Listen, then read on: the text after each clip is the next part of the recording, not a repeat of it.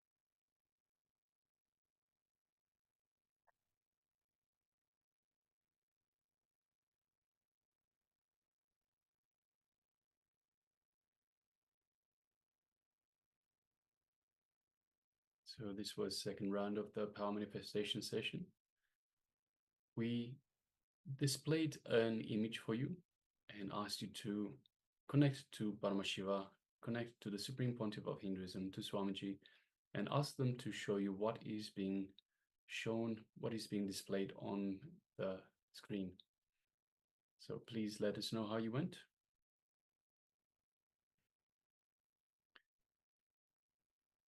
So the third eye reading or third eye seeing is usually the first session that we have in power manifestation. Later on today, we'll be having other power manifestation. I think it's teleportation today.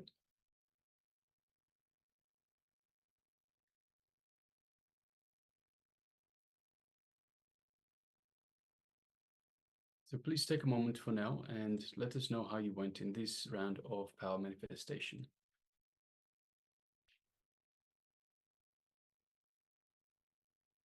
Okay, so we'll be displaying the image on your screens once again. So this is what was being displayed to you earlier.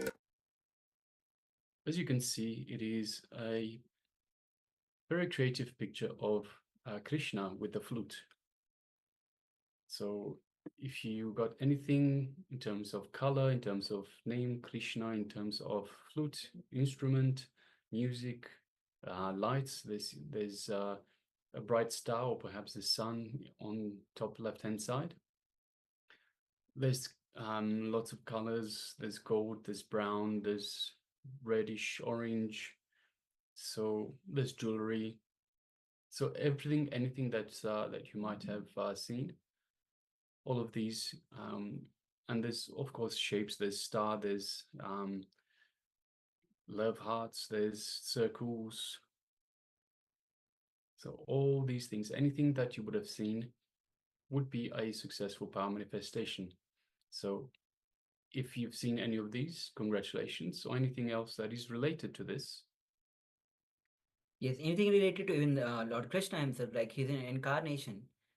Anything that he was during Mahabharata time, he was there. So even related to that, and he gave the Bhagavad Gita to the whole world. So even if you have seen any verses or any powerful cognitions from Bhagavad Gita on any other characters from Mahabharata as well, so you can share.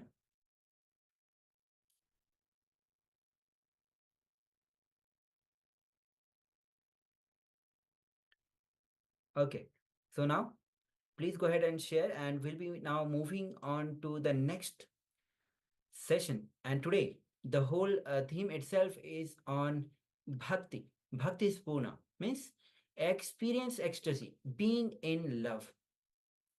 So a best thing that Pancha can give to the world is bhakti.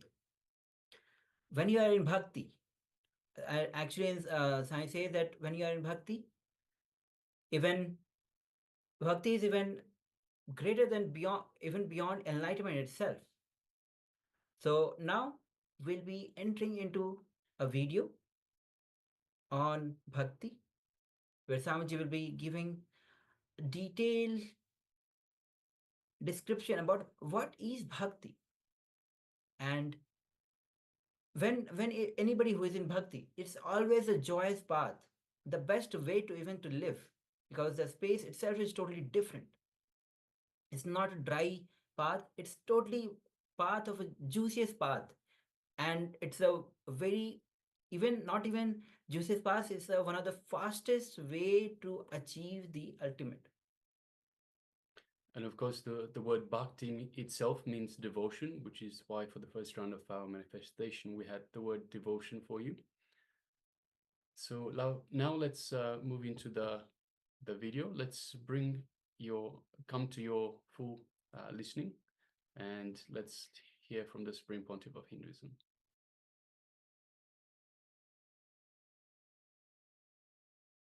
In Bhagavad Gita, 6th chapter, Dhyana Yoga, 7th verse.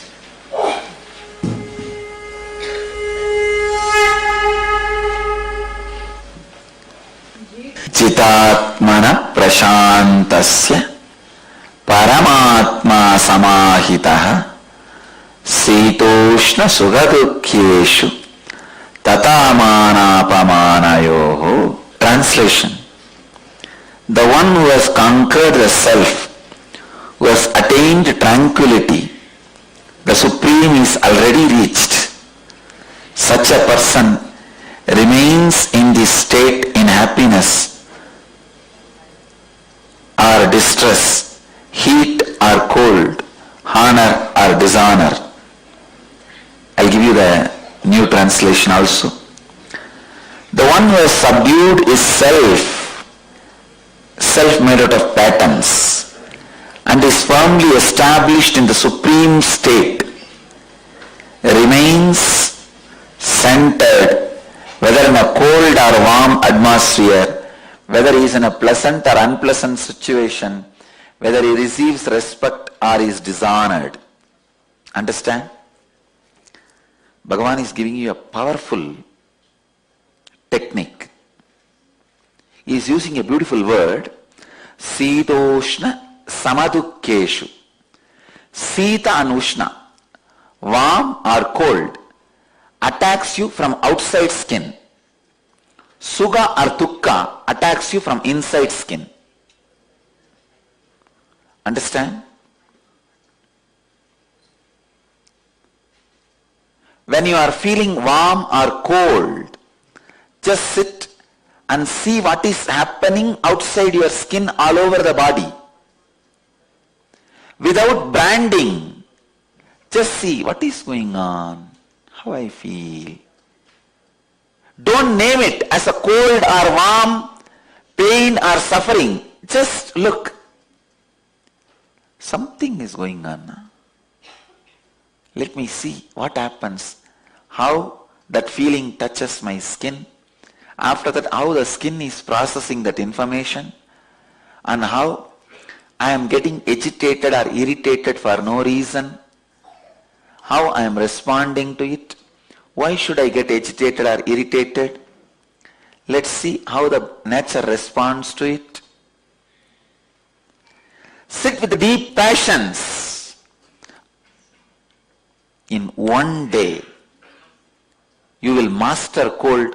Cold will not affect you anymore. Same way heat. Do panchatapas. Make a fire circle. It is very easy. Your height should be the diameter of the circle. That is the law. Your height is the diameter of the circle. Make the fire circle and sit. You will slowly start feeling the heat, and it will increase within half an hour. Then just see what is going on in your skin.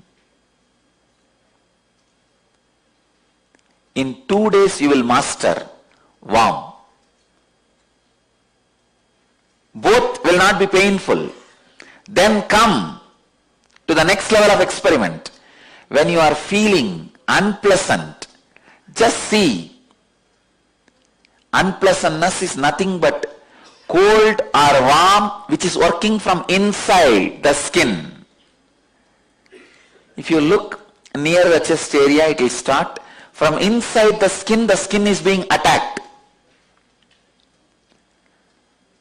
Warm and cold, heat and cold attacks you from outside skin. Pleasantness or unpleasantness attacks you from inside the skin. Sit with that. You don't need to find the situation. Already you have enough unpleasantness. Just sit with that unpleasantness. How it is attacking you from inside skin. What exactly you are feeling. Without labeling, just see. In 2 days, you will realize there is no such thing as unpleasantness other than your own decision to be in unpleasantness. Same way pleasantness. When you are in joy, happy, just sit and watch. What is this?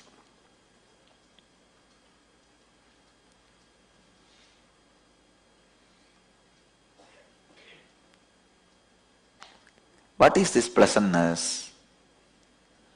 Why it feels so expanded inside? feel from your skin, inside the skin, you will master that state also. So pleasant or unpleasant attacks you from inside the skin, heat or cold attacks you from outside skin, but both heat or cold, pleasant or unpleasantness, all four has no life independently from your will. Understanding this is being centered on the supreme state.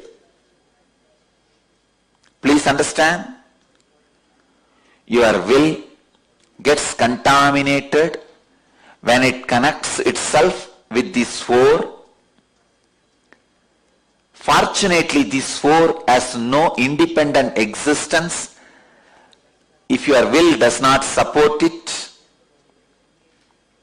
man who has realized it by experimenting with it is established in supreme state. He is called Paramatma Samahita, equivalent to the supreme consciousness. Such a simple, straightforward thing, I tell you. Just try today. Once you realize, even with first thing, see, today you try with a cold. The moment you realize the cold is not giving you any more suffering, you will have confidence to work with heat. Then work with heat. Do Panchatapas. Maybe 1 hour. 1 hour is more than enough. 2 days. If it is not happening in 2 sessions, just do 2-3 days, that's all. You will have confidence now. Wow, we won the second game. Then go for the third. Sit with unpleasantness. Don't change the sequence. Cold is to grass, easy. Once you win there, you will have confidence to do next. Little subtle, the heat. Then you will have confidence next with the unpleasantness. Then you will have confidence to do with the pleasantness. Once you master that all these four does not have an independent life over you other than your will's support. See, when you sit and start analyzing, you will understand. It suddenly disappears because the moment you analyze, your will stops supporting this aspect of life. You support the cold and cold related diseases in confusion.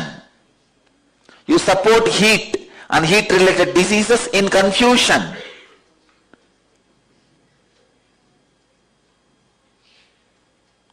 You support unpleasantness and unpleasantness related diseases in confusion. You support pleasantness and pleasantness related activities in confusion. So when you sit and see what is really happening with the passiveness and passions, suddenly you realize without your will, all four does not have independent life. Shadow does not have independent life without the existence of light and object. It is the mixture of light and object creates shadow. The sufferings of cold, heat,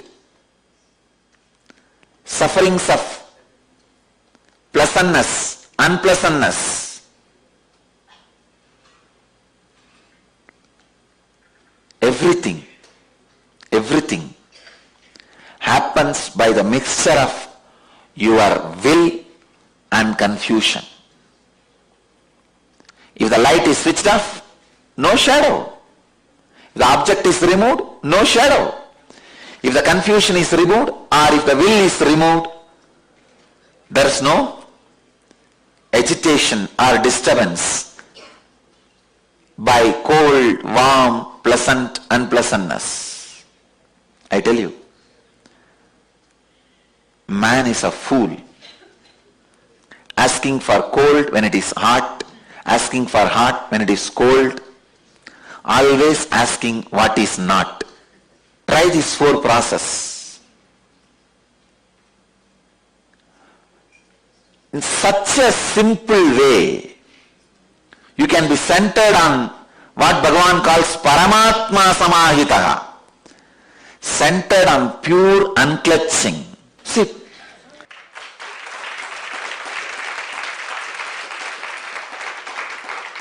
we are responsible for making Krishna alive. Come on, 4 days. Only 2 hours a day. Come in the evening. Learn this and go. And there is no risk in this. If you sit with a heater or a air condition, even the risk of Panchatapas is not there. I told Panchatapas because that is the way I was brought up. You guys don't even need to bother about the Panchatapas. Fire. Even in fire you may say, no, there is a risk. What risk is there anyhow? These fellows, everything is a risk. If your time is not right, even by drinking milk you will die. If your time is right, even the poison, if you drink, you will vomit it. Even your attempt to commit suicide, you will not be able to be successful. Anyhow, with a heater or cold, AC, you can control the heat or cold. What is the risk? Unpleasantness and unpleasantness. Try. I tell you, this can get people out of all mental disorders and psychological disorders. I have done this. That is why I am telling you. I have done this during my tapas time, my tapas period. I'll go and sit in the hill during the daytime in the sun, just with one towel, the hip, work on that heat. How the heat does not touch me. Then in the night I'll sit in the hill itself. It will be really cold. And see how the cold does not work on the system. Then I'll fight with Raghupati Yogi. That is the only thing which will be unpleasant for me. See, my whole life, only relationships I know is this Raghupati Yogi and Kuppammal, these few saints, sadhus.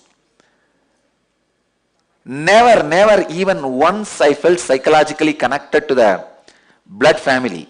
So if I have to have some unpleasant moments, I'll go and fight with him. Some ideological fight. Raghupati Yogi is Yogi and Kuppammal is Vedanti. Between these two, there will be a huge fight. Ideological fight. Here body first, here mind first. And if I wanted to create fight with Raghupati Yogi, I'll take up all the arguments of Kuppammal. If you want to fight with Kuppammal, I'll take all the arguments of Raghupati Yogi. But I tell you guys, these two have made me so rich in the spiritual knowledge. God, the wealth they added to me, only now I am realizing. And same way when I want to experience that pleasantness, I'll take my Ramakrishna's photo and keep it in front of me and fan him. And there's a beautiful, very sweet story of Ramakrishna sung by one devotee. It's called Sri Sri Ramakrishna Bundi. And in English it is called, and the book has been translated, The Portrait of Sri Ramakrishna. That's a very beautiful book. It is not factual. See, the Ramakrishna's biography, he wrote it more poetic way. He does not bother much about facts. He has not changed the facts. He is not telling lies. But he is singing in a very beautiful, sweet way that, oh, who came as Rama and Krishna? You came as Ramakrishna, but this time you did not steal and do all these naughty things of Krishna. But you are not so polite like Rama also. So from the beginning, with that feeling that Ramakrishna is an incarnation, the devotee has sang about Sri Ramakrishna. It's a very beautiful book. Still I can repeat it. It's I think 1000-page book in Bengali verse form. I can repeat the whole thing by heart. Jai Jai Ramakrishna Vanja Kalpataru, Jai Jai Bhagavan Jagatir Guru, Jai Jai Ramakrishna Ishtagoshtikan, Jai Jai. It goes. Sobaya Sarani Renu Mageye Adam. We just have the book. I can repeat the whole 1000-page. I can continue even now. It goes on and on and on. It's a very beautiful, very juicy, sweet, loving way of Ramakrishna's biography described. That's one of the best things with which I experienced highest pleasantness. I'll have a small Singhasan and Ramakrishna's photo, and I have a small fan. Fanning him, I'll sit and sing these whole verses. And I have this book in the hand. Whole day I'll be sitting and there's a tune to chant that. I'll sit and chant. One great elderly sadhu in Ramakrishna Mission, his name is Nandanandaji. He used to, I have seen him sitting and singing this verse with the tears in joy. And I picked up the habit from him only. I'll sit every day with him. He suffered with little deafness. So I served him, taking him to the doctor and taking care of him when he was old. He was a sadhu from Andhra, very sweet sadhu. So I used to sit and chant this. I picked up this habit from him.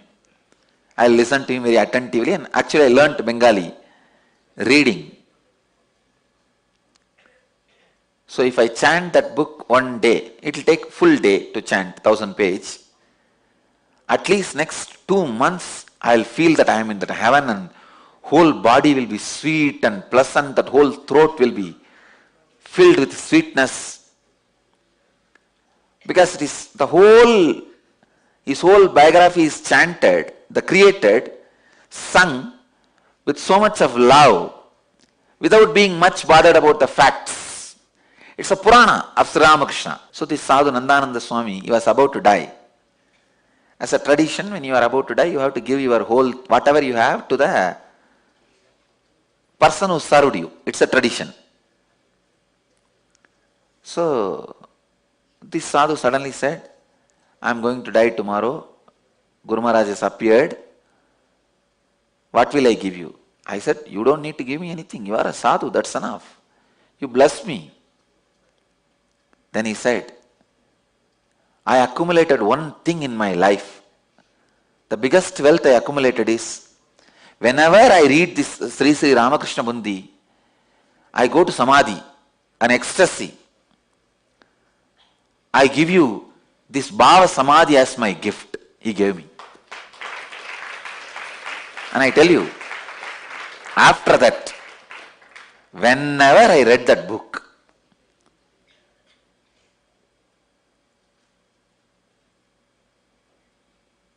God,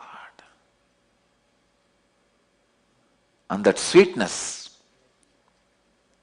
it's as if his 60, 70 years of tapas has entered into me. If you read some book 60, 70 years and be in the ecstasy, that whole bhava, the depth of the bhava, that whole depth of emotion has entered into my system, I could feel that same emotion just by his blessing. He said, I give you this gift of Bhava Samadhi. You take it. Because now it won't be useful anymore for me. See, once you leave the body, even your Bhava Samadhi will not stay with you. Only the Nirvikalpa Samadhis will stay with you. Less than Nirvikalpa Samadhi, anything you accumulated is not useful anymore for you. The English spelling is P-U-N-K-T-I. In English, the book is translated as A Portrait of Sri Ramakrishna. Maybe one day I'll sit and chant for you guys. It's my personal spiritual practice, which I did for quite a long time. Some of my personal spiritual practice I never shared with you guys. This Ramakrishna Bunti. And same way, Chandi. Chandi is the Devi Mahatmyam. I'm a great Sakta. So I'll sit and chant Chandi. Devi Mahatmyam is 700 sloka. And Lalita Sahasranama and Trisadi. There are some 6-7 books related to Chandi. Devi Upanishad and all that put together. That will take one day, full one day if you chant. That I will chant with this bell.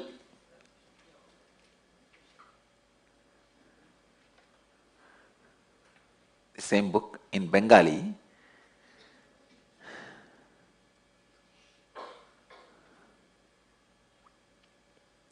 These all used to be my entertainment.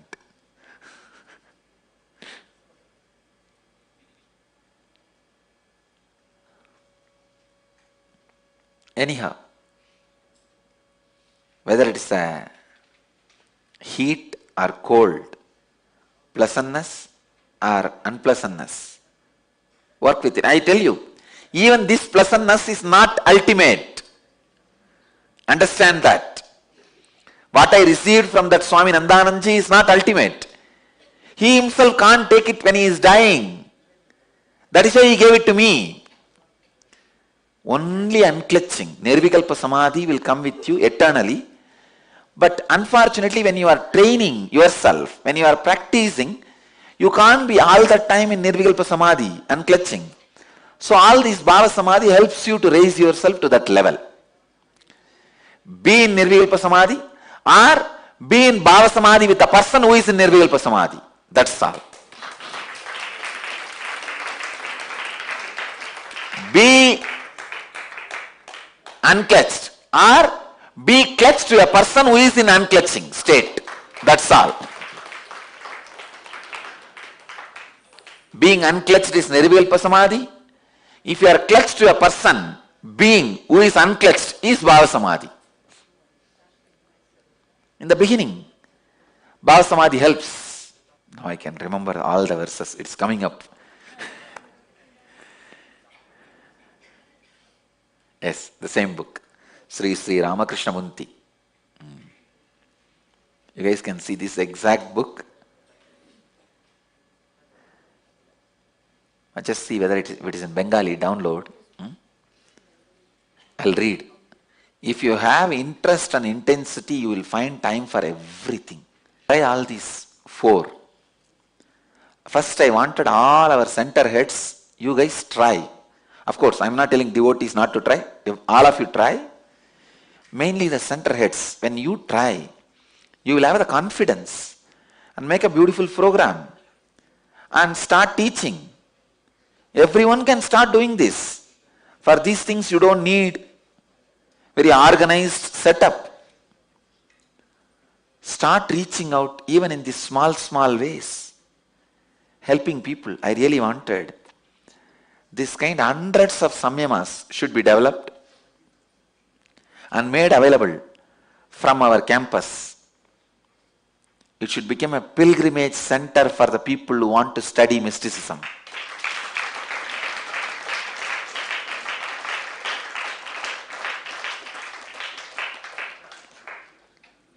You don't know. Just this 4-day, trying these 4 steps, working with cold, working with heat, working with unpleasantness, working with pleasantness. You will suddenly find a powerful key, tool to live your life. Crossing thousands of disturbances. Human beings can live a rich life if this kind of tools are accumulated. Just this one tool, I tell you, how rich it can make you.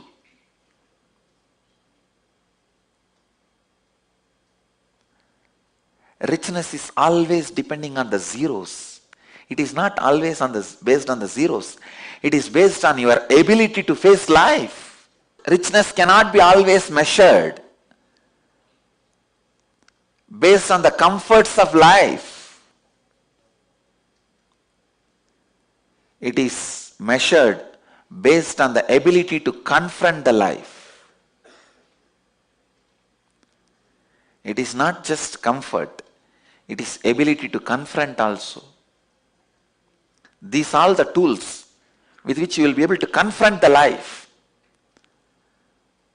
I know many guys sitting on billions of dollars, even a small, very small, they are shaken completely. Ability to confront life, live the life.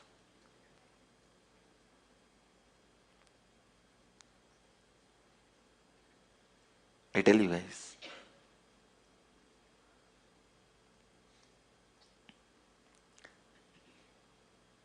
all our devotees should have mastered at least like this 5-6 samyamas. Different 5-6 samyamas. That makes you man. That makes you a being. Mastering at least few samyamas gives you the courage to live, confidence to live.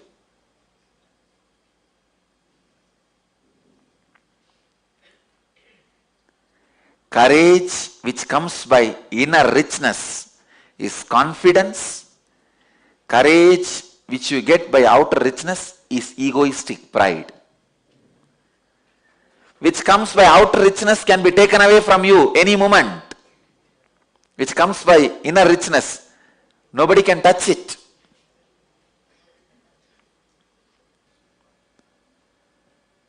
One of the main reason for my success, standing throughout these scandals and rumors, is this samyama. This samyama, which I did from the young age, working with the heat and cold and unpleasantness and pleasantness. I tell you, heat and cold hits you from outside the skin, pleasantness and unpleasantness hits you from the inside the skin. But all four of them do not have life without your will supporting them. Is the essence. The one who has subdued is self. Self made of tough patterns and is firmly established in the supreme state, remains composed, whether in a cold or a warm atmosphere, whether he is in pain, pleasant or unpleasant situation, whether he receives respect or dishonor. Tata manopamanayoho. See, when you master the Sita, Ushna, Sukha, Dukkha, the mana, apamana does not touch you. You master it. I tell you, not for pride, I am the living example that mana, apamana did not touch me. Otherwise, one side, millions put flower garlands and worship. The other side, rowdies put chapel garlands and burn the effigies.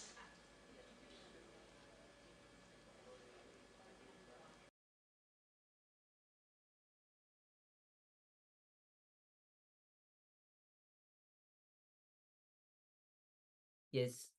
So what a wonderful video where Samji clearly started with the mastering your heat and cold, pleasant and unpleasantness. When you master the heat and cold, which is attacking you from outside, and when you master the pleasantness and unpleasantness, which is attacking you from inside.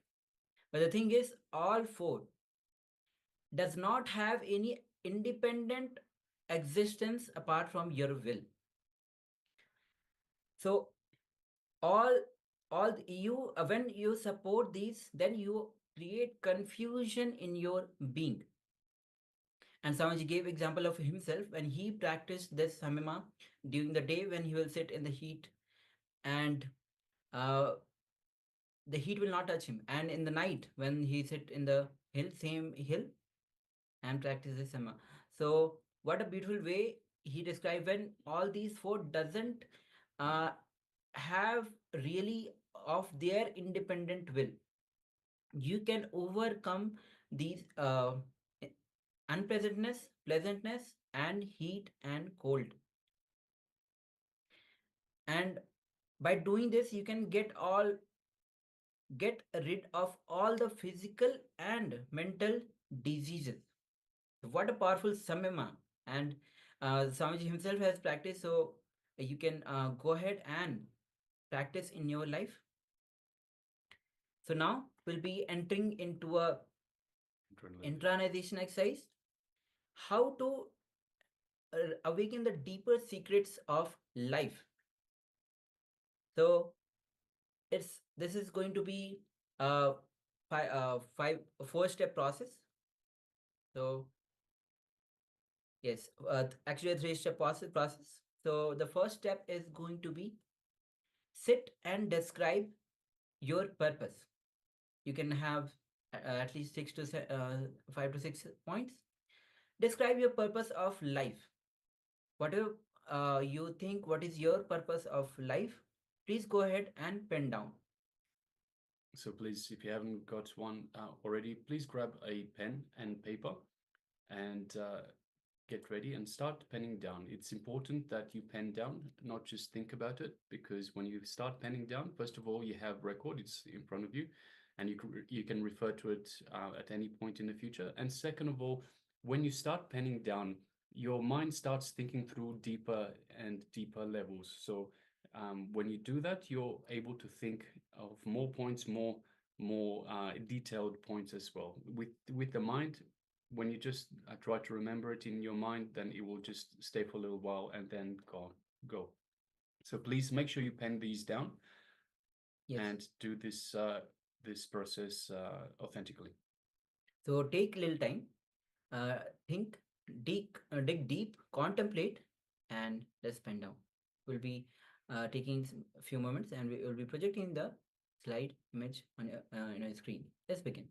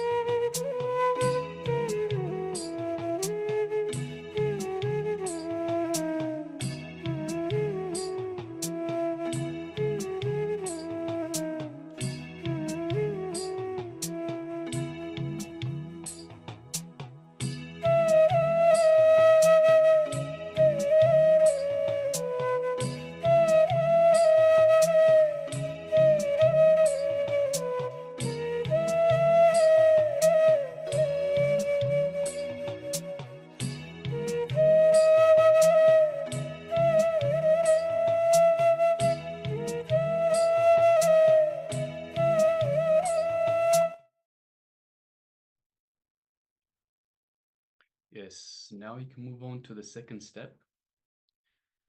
Not assuming responsibility, not taking up the role you need to play in life. So for the situations that you identified in the first step, for the times that you identified in the first step, identify how you did not assume responsibility, how you did not take up the role that you needed to play in life, how you were afraid of life, afraid of your purpose.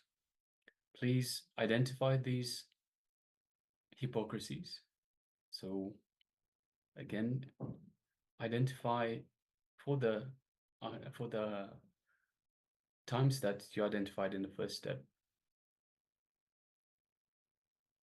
Understand how you did not assume responsibility for your actions. Understand how not taking up the role that needed to play in life, life simply stopped you from your purpose. So please write these down.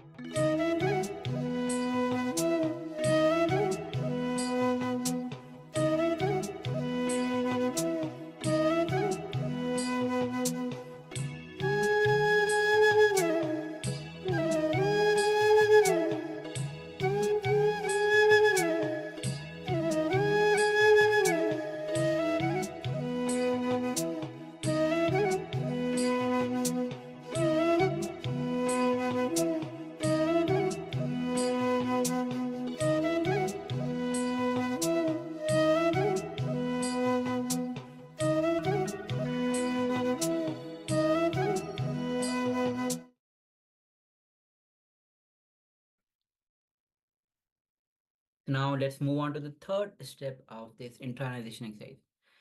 Renouncing means understanding and executing by realizing certain objects or actions or thought pattern is not conducive for the fulfillment of the mission that you have taken. For the sake of your larger vision, mission, and responsibility, giving up your whims and fancies and loose way of thinking and acting is renunciation. Let's begin.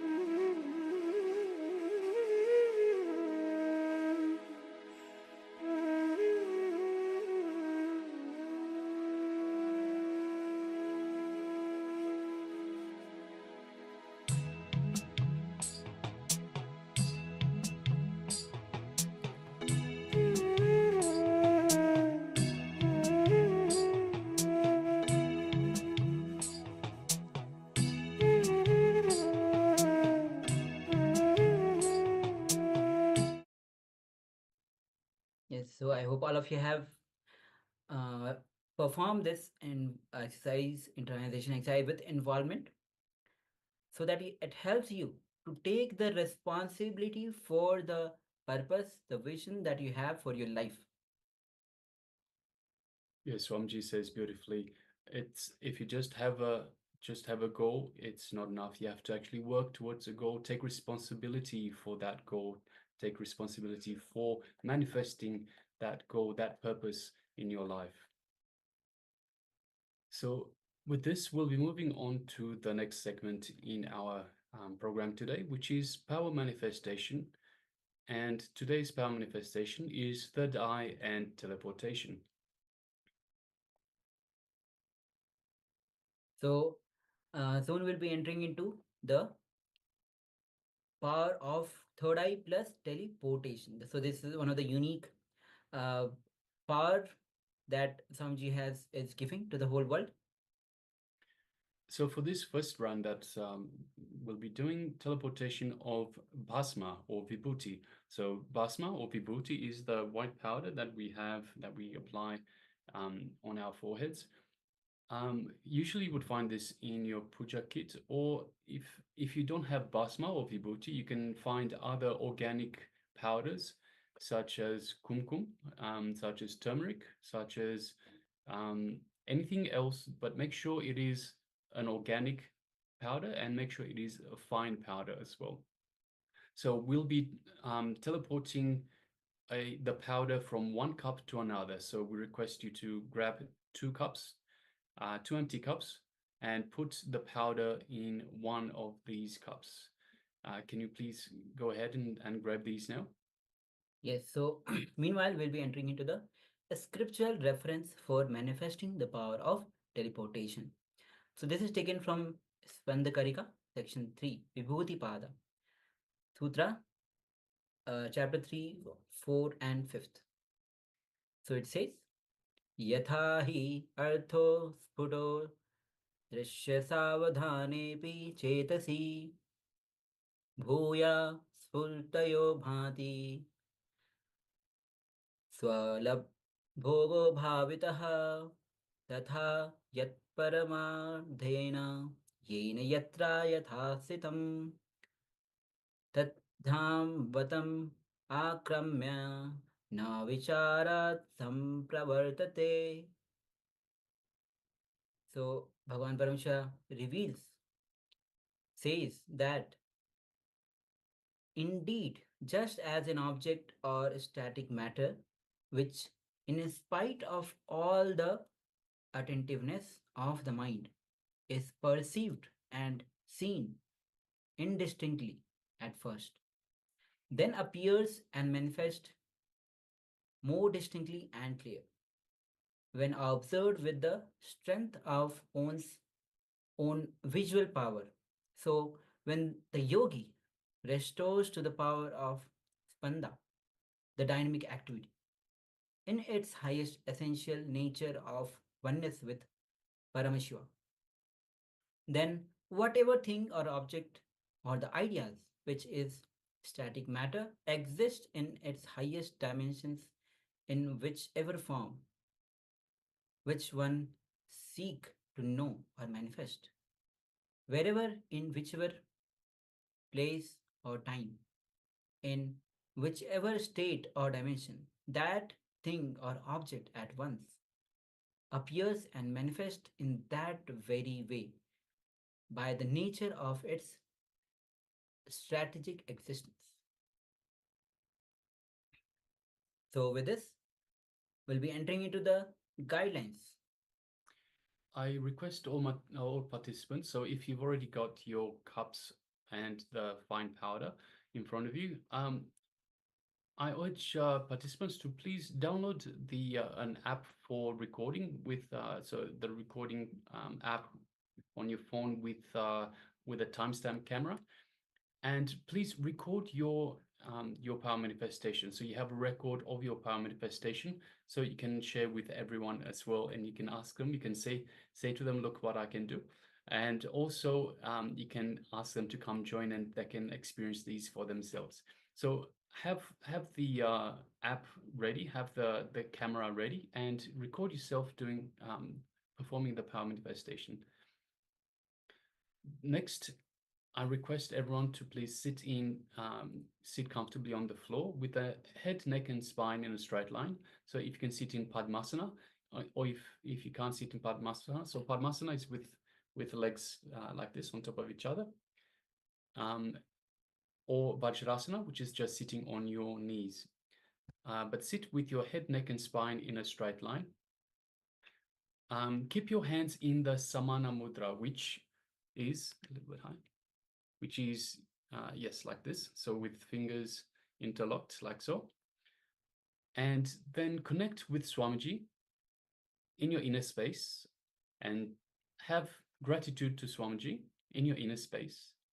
And chant the Mahavakya, Om Nityananda Paramashivoham. Then slowly feel as if your body is as light as Paramashiva.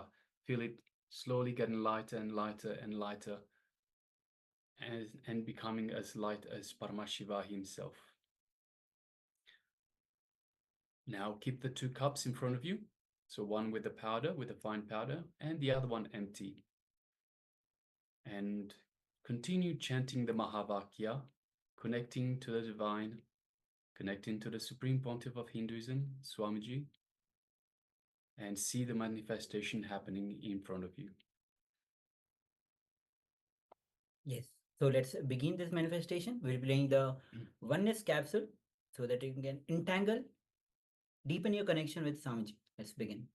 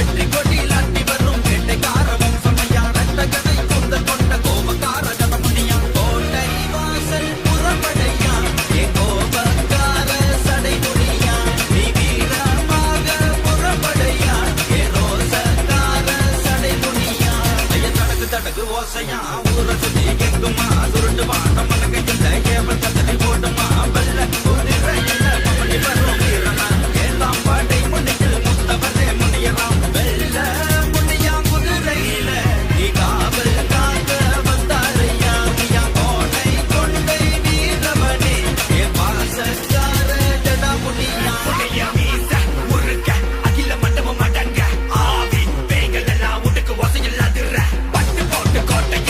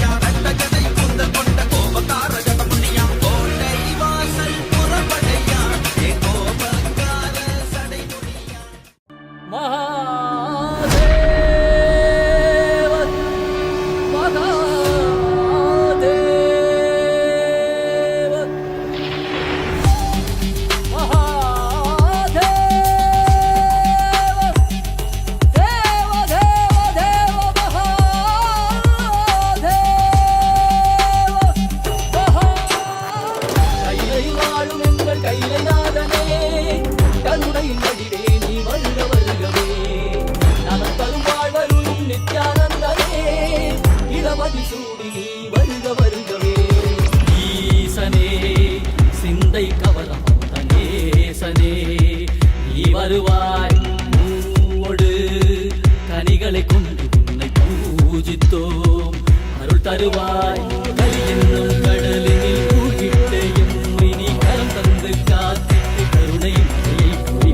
பொய்கையில் அலர்ந்திட்ட அலவத்மம் போல உன் திருவடியில் வாழ்ந்திட நித்தியனின் வாராய். அருணாச்சலனே நீ வாராய், அகண்ட ஜோதியனே வாராய், அல்லல் நீக்கிடவே வாராய், அகிலம் போற்றுகின்ற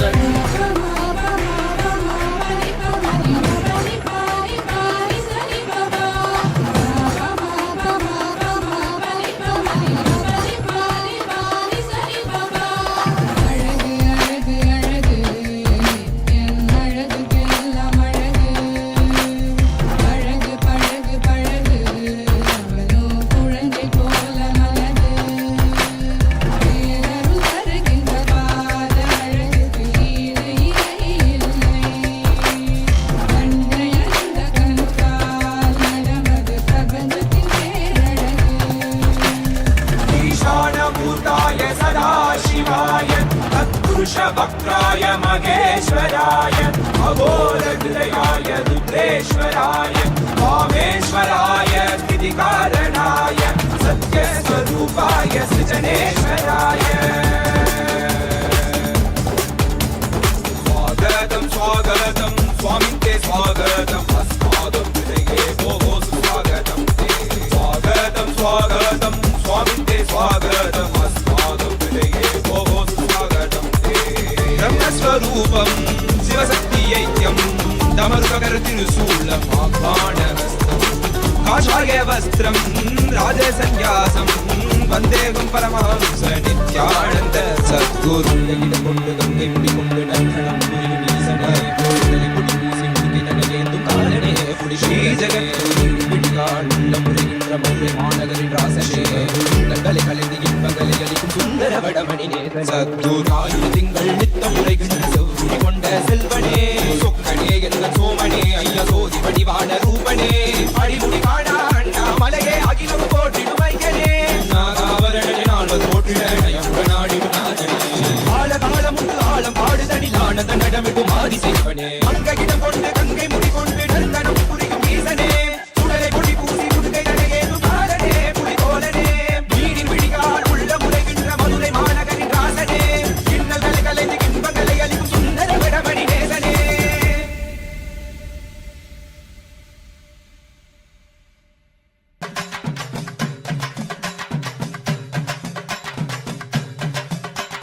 வாராரையா வாராரு நம்ம கருப்பசாமி வாராரு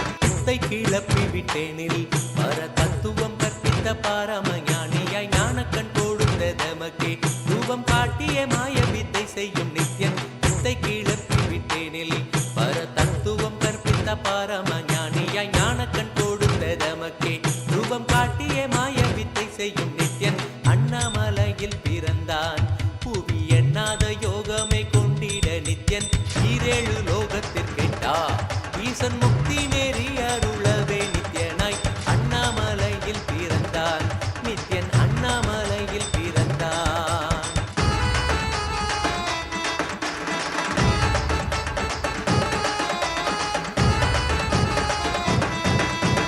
மெய்ப்பொருளான நித்யனை ஆழ்ந்து சிந்திக்க ஐயனின் ரூபம் விளங்கும் தாண்டும் சிவசக்தியாக ஐம்பொறிகளுக்கும் புலனாகின்ற நித்யன் மெய்ப்பொருளான நித்யனை ஆழ்ந்து சிந்திக்க ஐயனின் ரூபம் விளங்கும் யாண்டும் சிவசக்தியாக ஐம்பொறிகளுக்கும் புலனாகின்ற நித்யன் அண்ணாமலையில் பிறந்தான் புவி எண்ணாத யோகமே கொண்டிட நித்யன் ஈரேழு லோகத்திற்கெட்டா ஈசன் முக்தி நெறி அருளவே நித்யனாய் அண்ணாமலையில் பிறந்தான் திருவண்ணாமலையில் பிறந்தான்.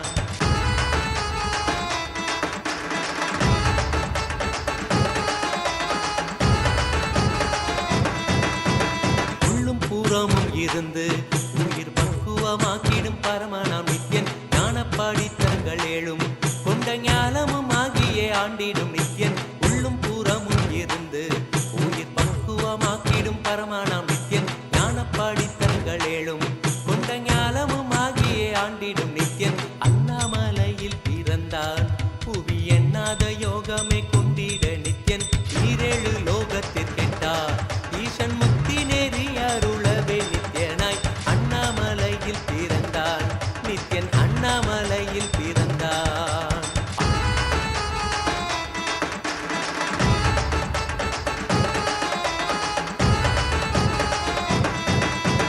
ஆப்த வாக்கியங்களான அருள் கவிதைகள் நித்யனின் மகிமை சொல்லிடும் மகிமை அர்ப்பித்த பின்னே சிவசக்தி ஸ்வரூபமாய் தோன்றிடும் நித்யன் ஆப்த வாக்கியங்களான இங்கே உத்தமன் சொல்லி உண்மை திருத்தாங்கி வாங்கிய மனத்தில் வந்திட்ட துக்கமெல்லாம் போக்கி குறையலாம் களைந்து நிறைவலாம் தந்திட ஓங்கி உலகளந்த உத்தமன் பாதத்தை வருடிய கங்கை வருடிய பூமிக்கு வந்தேன் ஹரித்வாரம் கண்டேன் வாருங்கள். தகமலை வந்த மகாதேவிகமாய் நின்றவா அண்டத்துக்கே நித்யானந்த தியானம் தந்தவா தகமலை வந்த மகாதேவிகமாய் நின்றவா அண்டத்துக்கே நித்யானந்த தியானம் தந்தவா கட்டி தரும் நித்யானந்தன் தியானம் தன்னை செய்தாலது பக்தியோடும் ஸ்ரத்தையோடும் நித்யா உன்னை பூஜிப்பது பல நாள் தவமோ பல நாள் நித்யானந்தன் ரூபம் இன்று இறையே குருவின் உருவில் வையம் காக்கும் எண்ணம் கொண்டு தகமலை வந்த மகாதேவிகமாய் நின்றவா அண்டத்துக்கே நித்யானந்த தியானம் தந்தவா தகமலை வந்த மகாதேவிகமாய் நின்றவா அண்டத்துக்கே நித்யானந்த தியானம் தந்தவா.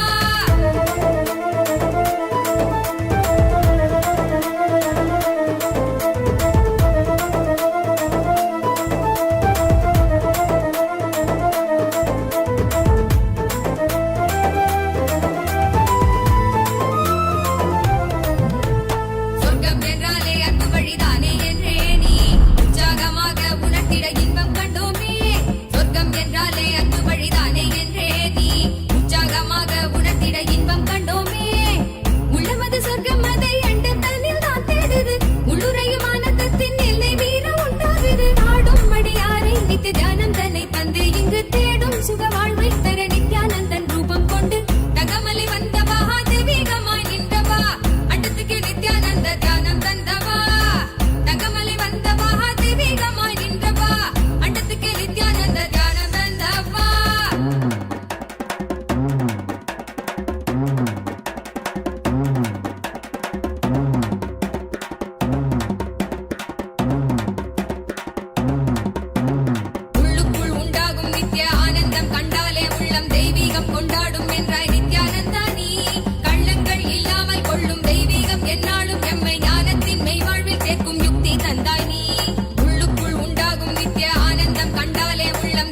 தெய்வீகம் கொண்டாடும் என்றாய் நித்யானந்தா நீ கள்ளங்கள் இல்லாமல் கொள்ளும் தெய்வீகம் என்னாலும் எம்மை ஞானத்தின் மெய்வாழ்வில் சேர்க்கும் யுக்தி தந்தாய் நீ நித்யாவின் பாதம் அதை கண்டாலே போதும் மெய்ஞானம் வாழ்வில் பொறியாக குடியேறும் அகமும் தெளிந்தே ஆனந்த கூத்தாடி விட குருவாய் வளர்ந்தான் மெய்ஞானம் எம்முள் வந்திட தகமலை வந்த மகா தெய்வீகமாய் நின்றவா அண்டத்துக்கு நித்யானந்த தியானம் தந்தவா கட்டி தரும் நித்யானந்தன் தியானம் தன்னை செய்தாலது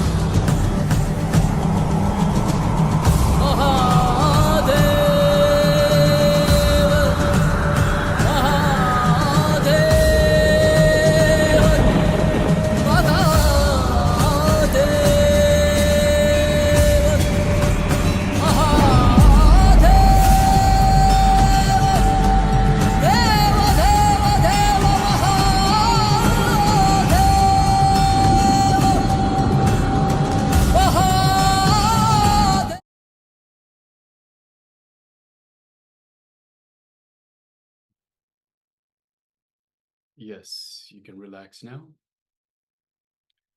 So for those that came in after we've started, this was the power manifestation round. We asked participants to manifest the power of teleportation by moving a powder from one cup to another cup. So I asked the participants to now please go ahead. Let us know in the chat box how you went for this round of power manifestation. If you took a video, if you were successful, you took a video, please feel free to share. Share with your family, share with your friends. You can share with us as well. Any sharing that you do is an enrichment, enriching the people, enriching the timely, the family, everyone around you is a good way towards your enlightenment as well. Enriching is one of the ways to reach enlightenment. So I request everyone to please let us know in the chat box how they went in this power manifestation session.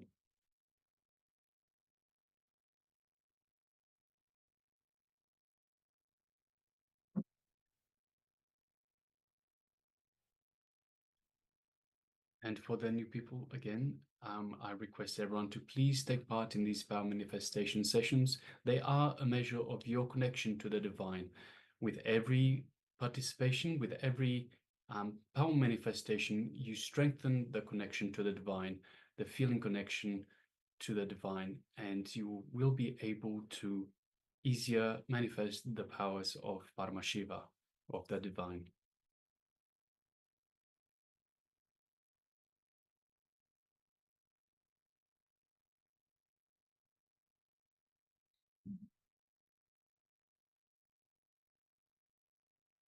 So next, we'll be moving on to the next next part of our program for today, which is a video by the Supreme Pontiff of Hinduism on the worship of the divine.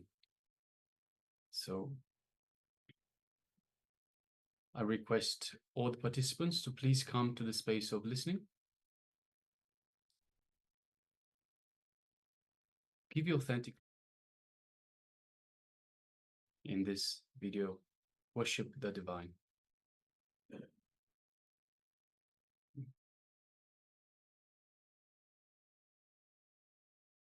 Worship of the divine energies is performed in various ways. In the beginning of expansion, understand that all of them originate in actions. Knowing this, you will be liberated.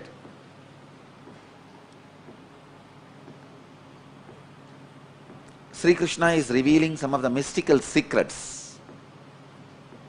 How various divine energies come into existence, how by connecting with them your expansion is possible.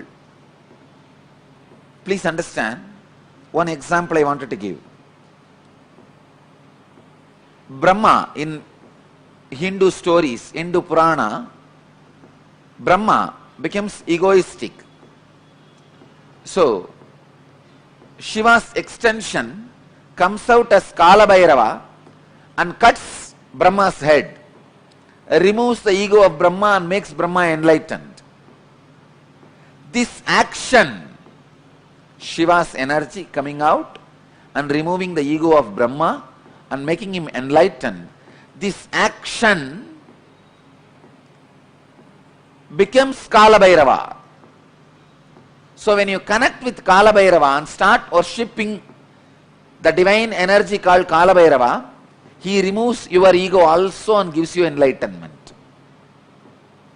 Same way, Veerabhadra, Shiva's energy expanded and destroyed the collective negativity of Daksha, which causes suffering for himself and for others. Many times, your pain body becomes so strong, knowingly you cause suffering to you and to others. Even though you know you are causing suffering to you and to others, but the pain pattern is so strong, you can't escape. I can see very clearly. So many people, they know if they are out of me, If they are away from me, they are going to create suffering for themselves. But their ego, arrogance is so strong, they can't live. They can't live around me.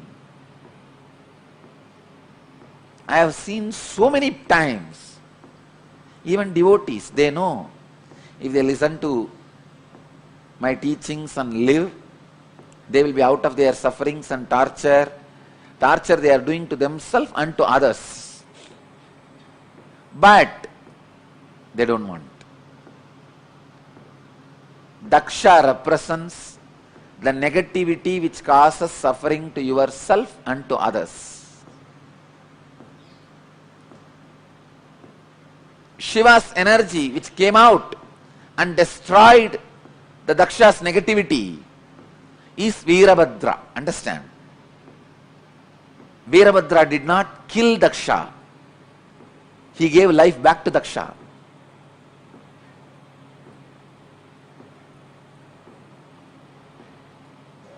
So this energy which destroys your negativity of giving suffering to yourself and to others is called Veerabhadra. If you connect with this divine energy and pray, feel connected, you will see in you also the pain body, the patterns which create suffering for yourself and others will be destroyed.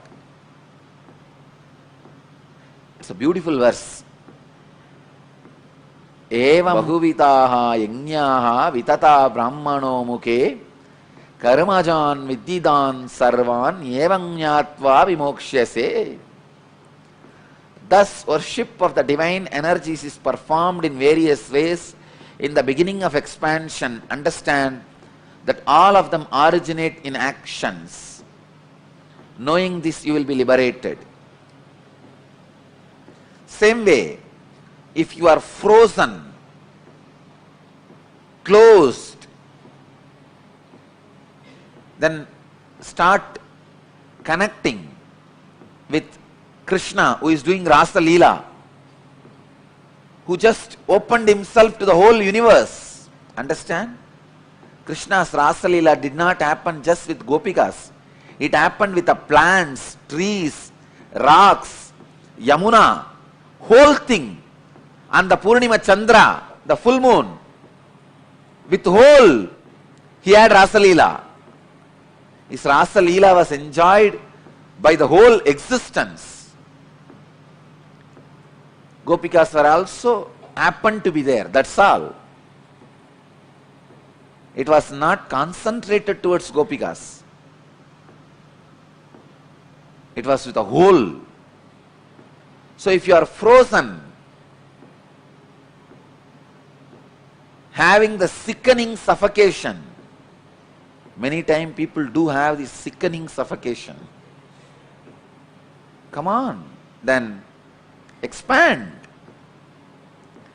It is time.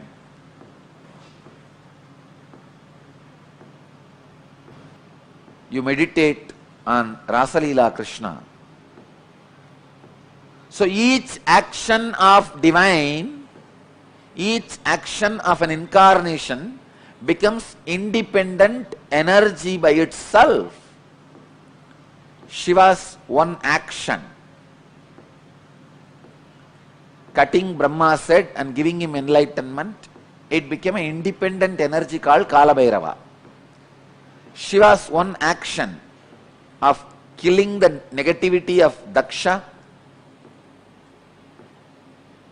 and liberating him from negativity and negative patterns became independent divine energy called Veerabhadra. Shiva's one action of teaching in silence to Sanagadi rishis and giving them enlightenment becomes Dakshinamurti. Just each action of divine becomes one form, one energy. Understand? When Shiva assumed the body and married Meenakshi and ruled this Pandya kingdom, he became Sundara Pandya. that action became an independent energy of Sundarabandya. Just yesterday, I was reading the Akashic records in the night.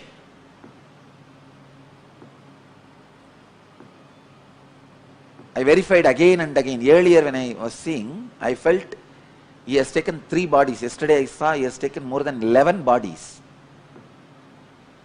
Only to play in and around Madurai. Please understand, in this way, no other geographical place is equivalent to Madurai.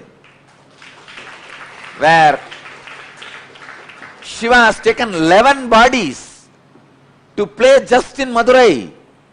See, in one body he has played in many places. That record is there. When he assumed one body, he has gone to many places and did his leelas. In one body, doing leelas in 11 places, there are enough records. But 11 bodies to do leelas in one place, only in Madurai's history, the record is there. More than 11 bodies he has assumed at different times to play the leelas. The leela he performed, the first body he assumed to perform the leelas in Madurai is marrying Meenakshi. To marry Meenakshi and all the leelas related to that time, marrying Meenakshi and bringing Vaigai to Madurai, all those leelas were performed in one body. That body is directly under the Sundareshwara's linga. In the main Garbha Mandir, under the Sundareshwara linga, that body is resting. It is there in Jiva Samadhi. And second, he has assumed one more body to build embankment for Vaigai river and converting all the foxes into horse to save his disciple Manikyavasagar. All those leelas, around 40 years he was in that body and performed many leelas. That body is in resting in our property near Dinamani Takis. There is a place in Madurai, near Dinamani Takis, there is a Samadhi inside Madurai Adinam property. It is called Sundaranar Samadhi. And Sundarananda's Jiva Samadhi, people used to think it is one of the 18 Siddhas. It is not one of the, of course, it is one in the 18, but Shiva himself assumed the human body and performed. 40 years he was in that body. That body is resting in Madurai, the place Dinamani Takis, opposite to that Takis, there is a property, belongs to Madurai Adinam property, there he is resting. And the third body, which he assumed to give sugar cane to stone elephant, and stone elephant ate that sugar cane. For that leela, he assumed one more body that is there inside the temple under the samadhi of, under the shrine of Ellamalla Sittar. Under his murti, that third body is there. Still, I am not able to trace the other places of the remaining 8 bodies. I could see cosmically where are they, but in the Madurai map I am not able to pinpoint where the remaining 8 bodies are. Soon I will study the Madurai map and overlap my cosmic map on Madurai map and give you guys the exact points where the bodies he assumed are resting and radiating. I tell you, if you see from this angle, no other place, even in Kailash, is only one body is resting. There are 1 lakh enlightened beings' bodies are resting. That is different. But his own, the body which he used, only one body is resting. In Varanasi, 2 bodies are resting. Even in Thiruvannamalai, only one body, Arunagiri Yogeshwara's body, only is resting.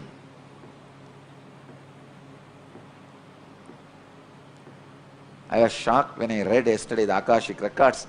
11 bodies he has assumed. I tell you, Madurai was his honeymoon place. It was his favorite. Somehow, Madurai people had a very close, hearty connection with Mahadeva. Even for small things, he will assume a body. Come here and play. This was the place where he was very playful and joyful, without any of the so-called social laws, regulations, rules, and the dharma which he himself created. Here, he has broken the laws he created as per the planets. He has changed the planets for Madurai people. He has changed the teachings for Madurai people. He has changed the social laws for Madurai people. He has broken all the moral rules for Madurai people.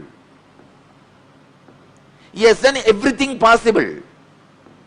Socially accepted, unaccepted, legal, illegal, dharmic, adharmic. In which Shastra it is dharmic? You convert the wolves into horses and sell them. And after you sell and go away, all that fellows, they become overnight, they become again wolf and bite and kill all the remaining horses who are there. And that poor king is now pauper. In which dharma it is accepted? In which Shastra it is accepted? He has done everything. Everything possible. He comes down as a worker for the old lady, saying that, see, once there was a flood, huge flood in Vaigai river, and king ordered all the citizens of Madurai should take up one portion and cover it with mud and build an embankment. So all of them have taken up one portion. One old lady, Vandi, her job is that making idli and puttu. Puttu is those days breakfast. She will make all this and sell for people. Still now, in Madurai it is a very popular business. Go out in the night, you will see hundreds of shops. The outside street, they will be making these idlis and selling, breakfast and selling. It is still their tradition. Now it is called Kushbu idli. In those days,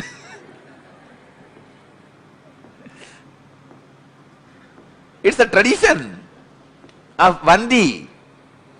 So she used to make this pittu and sell. Those days breakfast.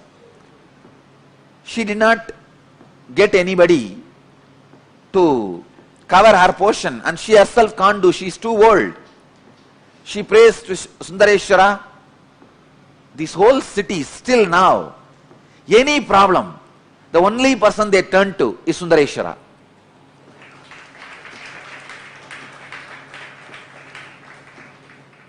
They don't trust anybody else. They just turn towards Sundareshwara. And she's the old lady. She can't get a worker to fill her portion, to do her job. She turns towards Sundareshwara. Oh Chokanada, Sundareshwara. This guy could have just one thought, the whole Vaigai would have built, add embankment automatically. He does not do that. He comes down, assuming human body and bargaining with that lady. You should give me the pittu as much as I want, but I will work only for 3 hours. He says, I will work only for 2 jama. Sorry, 2 muhurta. 1 muhurta is 1.5 hours. I will work only for 2 muhurta, but you should give me as much as I want. This poor lady, she doesn't have anybody else. So she says, all right, go ahead. You can see what is puttu. Come on, show me. This is puttu.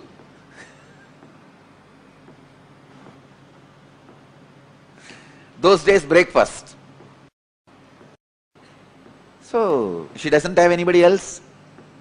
So no other option. She accepts the bargain.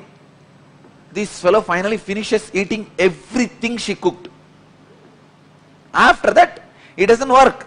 He goes there and lies down in that bed.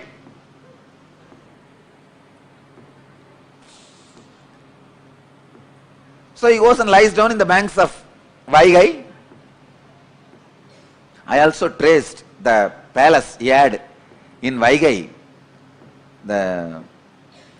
Just in between, the mid of the water, he had a palace where he used to drink with that, all the bhutas. He was not a womanizer.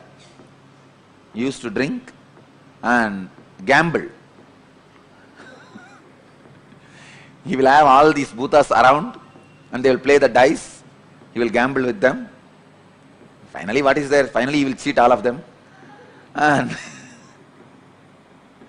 he was not a womanizer, but he used to drink and gamble. Anyhow, so he went and lie down in the bank of Vaigai. King comes in the evening to see whether the embankment work is done. He sees all parts have been covered except his portion, the Vandi's portion. King got very annoyed and asked whose portion it is. They said this is Vandi, old lady's portion. He asked, naturally she won't be able to do. Who is doing for her? They showed this guy has been employed by her, but from morning he is not doing anything, he is just lying there.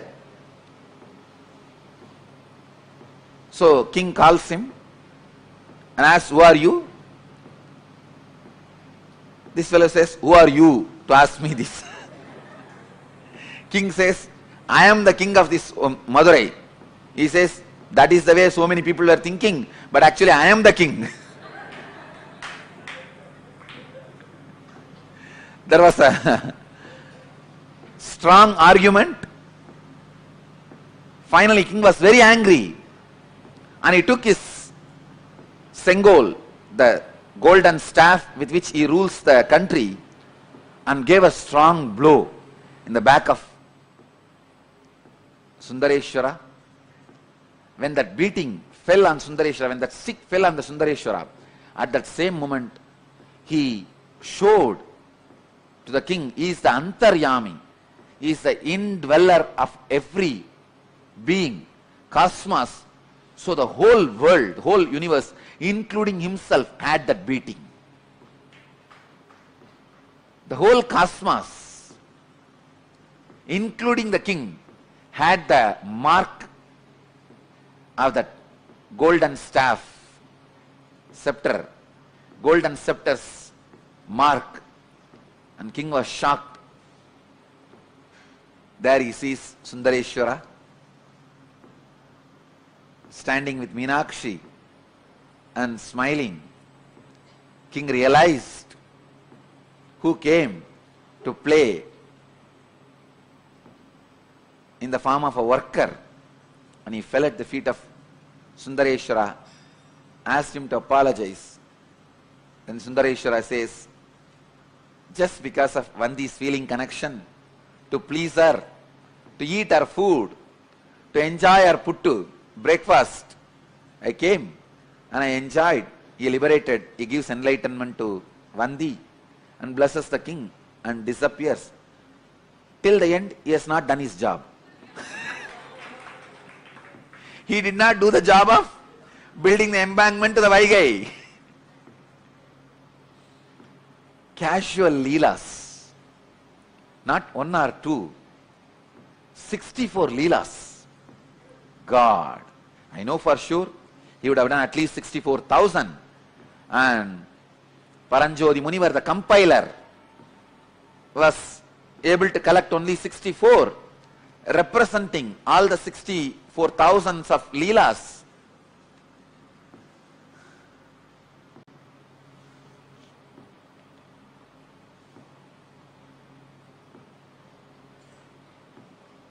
The body with which he has performed this leela, especially blessing the Vandi and converting the wolves into horses, foxes into horses, that season Around 40 years, he has performed some more leelas. That body was used by him for 40 years. That body is resting in Madurai Adinam's property. I have taken the blessings of the 292nd Guruma Sannidhanam to build that into a beautiful, huge temple.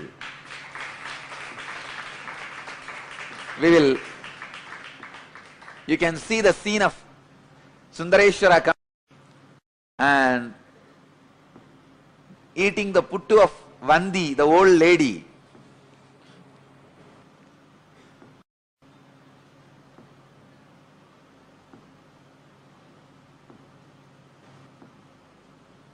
When I remember, God, this very land, he has taken 11 bodies and walked.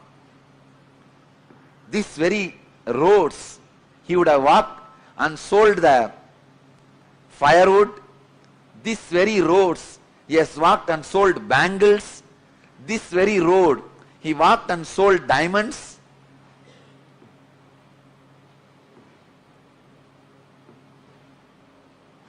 I am really going crazy.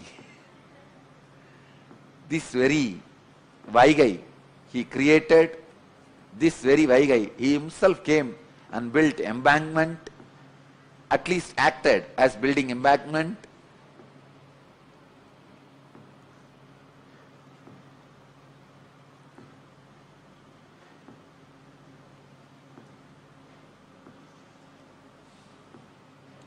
Each action divine energy performs becomes one independent entity.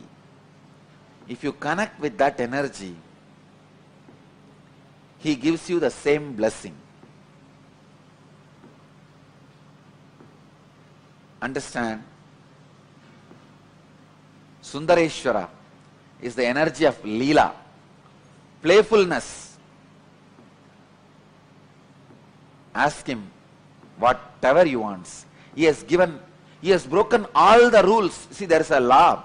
Only a human body can radiate enlightenment, experience enlightenment. He has broken everything. He has given enlightenment to pigs.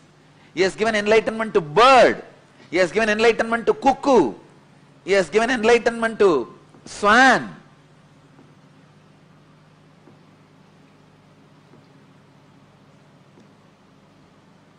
Everyone can be assured. He has given enlightenment to pigs. What a Leela. Sundareshwara. Bhagavan explains.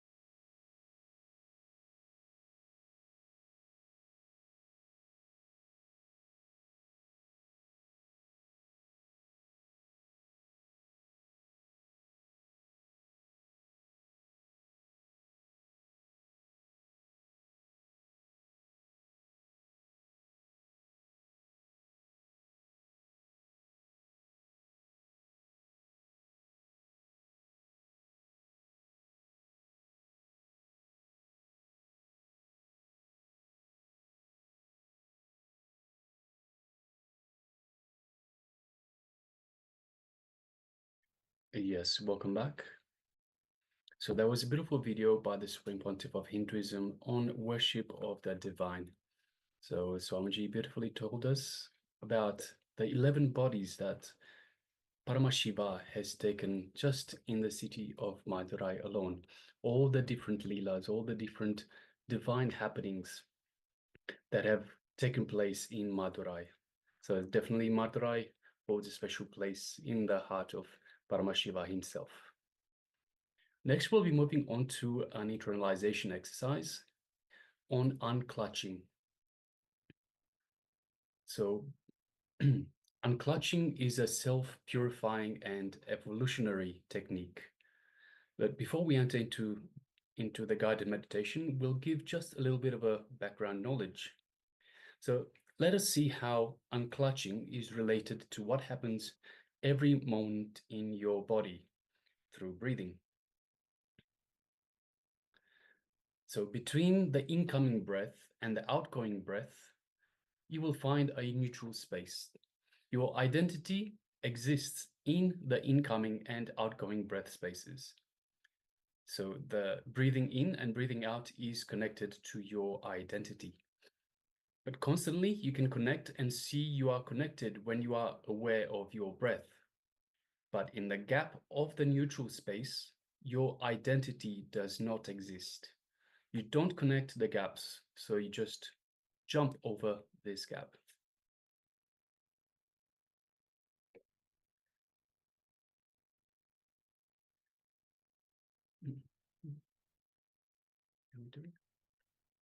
You think that the breathing space or breathing time is more than the neutral space. This is because you have more thoughts when breathing. Because you give more emphasis to your identity, you think that the time of the incoming breath and the outgoing breath is more than the time of the neutral space. In reality, it is not. It is just a psychological game.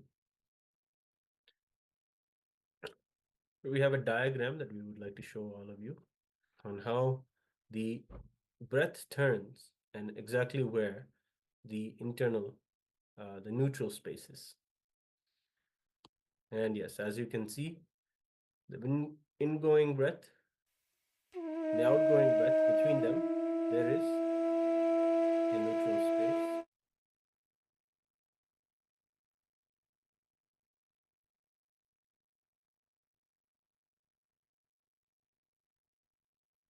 Okay, so let's get into the technique itself. First, preparations. Close your eyes, sit straight, and for the first few moments, exhale and inhale as deeply as possible. Slowly start witnessing only the incoming breath. Do not bother about the outgoing breath or the neutral space. Just witness the incoming breath. This one thing we should start with, becoming aware of the incoming breath. Go ahead.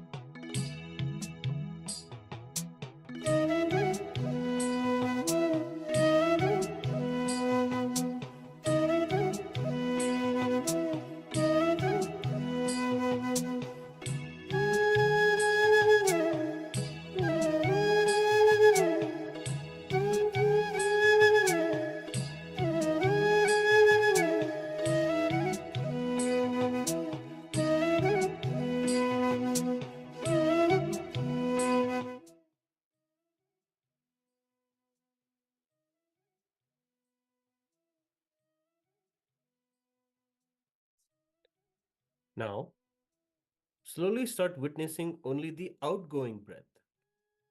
Forget about the incoming breath and the neutral space. Just witness and be aware of only the outgoing breath.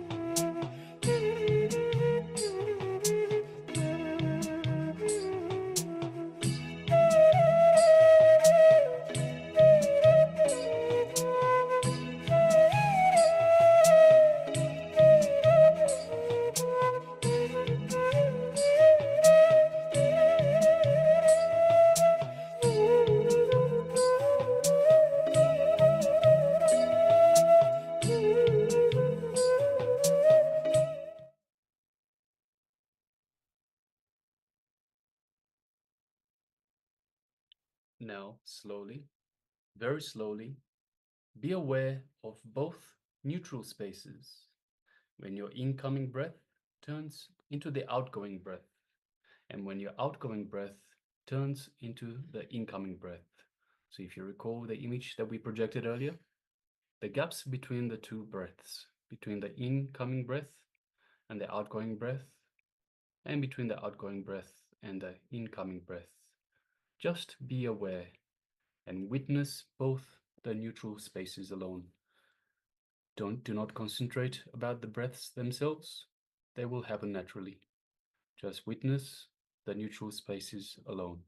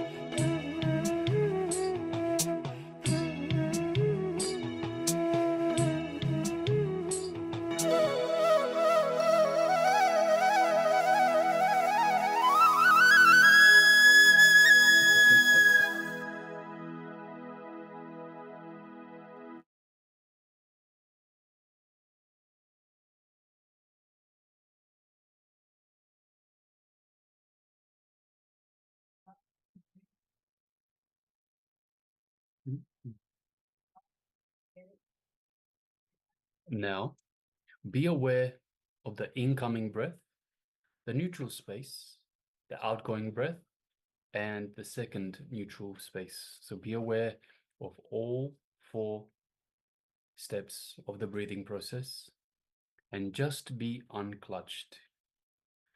Whatever thought comes into your mind, do not connect to it. Do not connect it to anything. Don't even think that you are thinking. Even the idea of thinking comes to you because you connect your thoughts. So keep in mind, everything is just completely independent. Do not connect anything. Do not connect them and do not create another thought that you are thinking. So just simply be aware of each step of the breathing process, the incoming breath, neutral space, outgoing breath, and the neutral space. Be unclutched.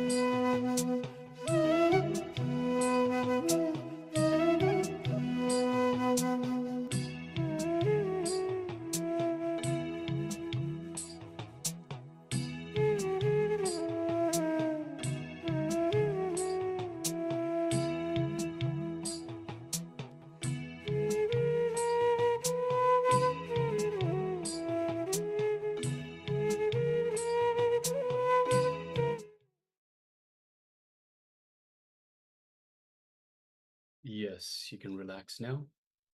So that was a beautiful process to unclutch, a beautiful process to unclutch from identity. So as we saw earlier, we identify with the incoming breath and outgoing breath, but our identity does not exist in the gap in between the incoming and outgoing breaths. So whenever you need to unclutch, whenever you need to clear your mind, to unclutch from the thoughts, you can practice this meditation technique. Now, while we're in the space of unclutching, we will move on to the next section in our program, which is once again power manifestation. So today's power manifestation is the power of third eye and teleportation. So earlier we asked you to teleport vibhuti or bhasma from one cup to another. If you don't have bhasma or vibhuti, use any fine powder, organic, and teleport it from one cup to the other. Now we'll be repeating the same process with kumkum. So kumkum is the red powder that we use for the third eye, to apply on the foreheads between the eyebrows for the third eye. So I request all participants to please once again find the 2 cups that you used earlier and find some kumkum and have the 2 cups in front of you, one with kumkum and the other one empty. So please go ahead and grab the items now.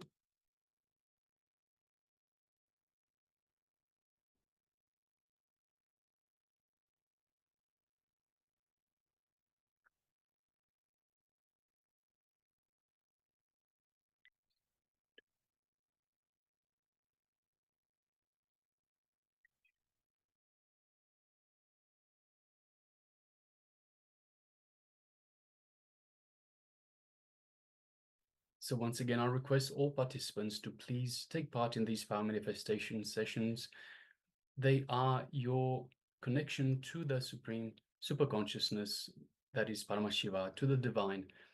So with every practice session, your connection to the divine is getting stronger and stronger. So I request everyone to please take part in these power manifestation sessions.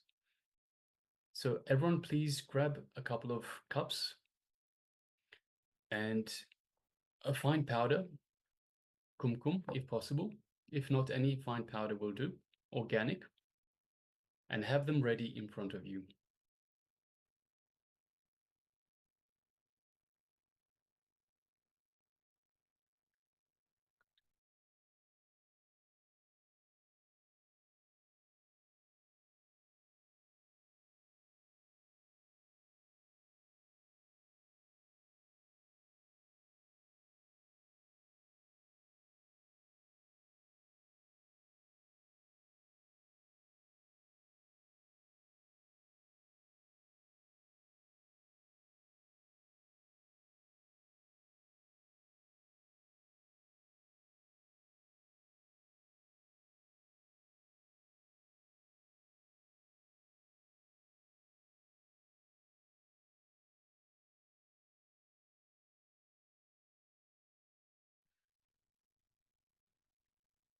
So yes, I request everyone, once they've got their 2 cups and the kumkum powder, to sit comfortably in Padmasana, which is with your legs crossed like this. So that's with the legs. Or in Vajrasana. So if you can't sit in Padmasana, sit in Vajrasana, which is sitting on your knees with the head, neck, and spine in a straight line. And keep your hands in Samana Mudra, which is like this with the fingers clasped together. And keeping the left thumb over the top. So where's the left thumb? Here we go. So keeping the left thumb over the top. Connect with Swamiji and chant the Mahavakya. And as you connect to Swamiji, as you chant the Mahavakya, slowly feel your body getting lighter and lighter. as light as Paramashiva. Keep chanting the Mahavakya and simply see the manifestation happening in front of you. Go ahead, do this now.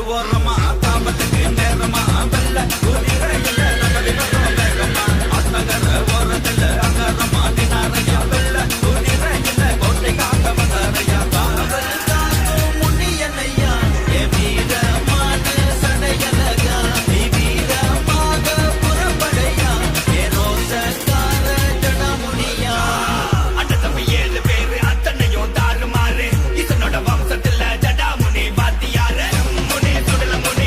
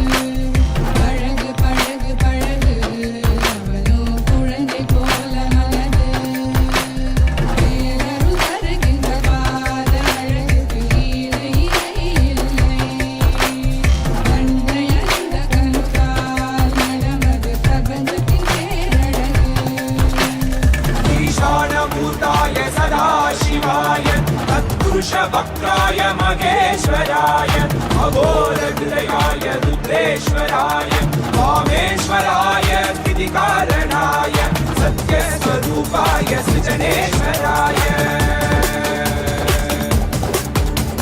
स्वागतं स्वागतं स्वामिन् ते स्वागतं अस्माकं हृदये भोः सुस्वागतं ते स्वागतं स्वागतं स्वामिन् ते स्वागतं अस्माकं हृदये भोः सुस्वागतं ते ब्रह्मस्वरूपं शिवशक्तियैक्यं दमरुककर्तिनुशूलं आह्वानहस्तं काषाय वस्त्रं राजसन्न्यासं वन्देहं परमहंस नित्यानन्द सद्गुरु கொண்டு கங்கை முடி கொண்டு நந்தனம் புரியும் ஈசனே கோயிலை கொடி பூசி முடித்து நடையேந்தும் காலனே புடி ஸ்ரீ ஜெகத்குரு விடிகாண்டம் புரிகின்ற மதுரை மாநகரின் ராசனே கலை கலைந்து இன்பங்களை அளிக்கும் சுந்தர வடமணினே சத்துராயு திங்கள் நித்தம் உரைகின்ற செவ்வி கொண்ட செல்வனே சொக்கனே என்ற சோமனே ஐயா சோதி வடிவான ரூபனே அடிமுடி காணா அண்ணா மலையே அகிலம் போற்றிடும் ஐயனே நாகாவரணே நால்வது போற்றிட நாடிடும் காலம் பாடுதடி ஆனந்த நடமிடும் ஆதிசேவனே மங்கையிடம் கொண்டு கங்கை முடி கொண்டு நந்தனம் புரியும் ஈசனே சுடலை கொடி பூசி முடுகை நடையேறும் காலனே புலிதோலனே வீடின் விடிகால் உள்ள முறைகின்ற மதுரை மாநகரின் ராசனே இன்னல்களை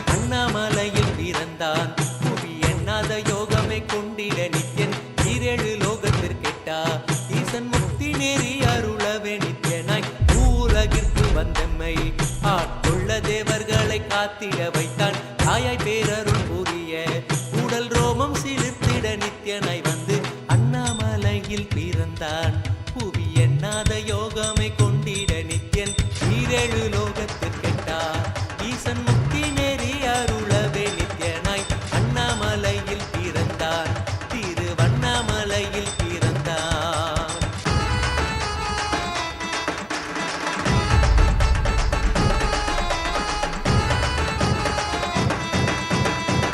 கிளப்பி விட்டேனில் பர தத்துவம் கற்பித்த பாரமஞானியாய் ஞானக்கண் கொடுத்த தமக்கே ரூபம் காட்டிய மாய வித்தை செய்யும் நித்யன் வித்தை கிளப்பி விட்டேனில் பர தத்துவம் கற்பித்த பாரமஞானியாய் ஞானக்கண் கொடுத்த தமக்கே ரூபம் காட்டிய மாய வித்தை செய்யும் நித்யன் அண்ணாமலையில் பிறந்தான் புவி எண்ணாத யோகமே கொண்டிட நித்யன் ஈரேழு லோகத்திற்கெட்டா ஈசன் முக்தி நேரி அருளவே நித்யனாய் அண்ணாமலையில் பிறந்தான் நித்யன் அண்ணாமலையில் பிறந்தான்.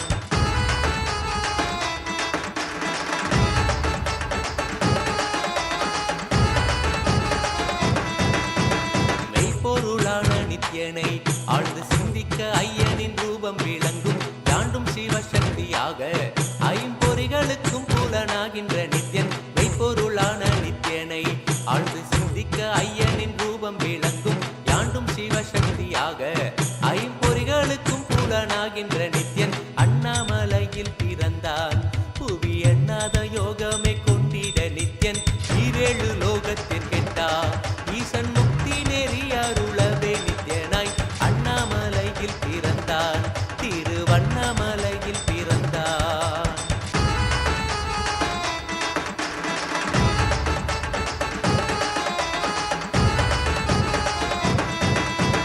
உள்ளும் பூரமும் இருந்து உயிர் பக்குவமாக்கிடும் பரமனாம் நித்யன் ஞானப்பாடித்தங்கள் ஏழும் கொண்ட ஞானமும் ஆகியே ஆண்டிடும் நித்யன் உள்ளும் பூரமும் இருந்து உயிர் பக்குவமாக்கிடும் பரமனாம் நித்யன் ஞானப்பாடித்தங்கள் ஏழும் கொண்ட ஞானமும் ஆகியே ஆண்டிடும் நித்யன் அண்ணாமலையில் பிறந்தான் புவி எண்ணாத யோகமே கொண்டிட நித்யன் ஈரேழு லோகத்திற்கெட்டா ஈசன் முக்தி நேரி அருளவே நித்யனாய் அண்ணாமலையில் பிறந்தான் நித்யன் அண்ணாமலையில் பிறந்தான்.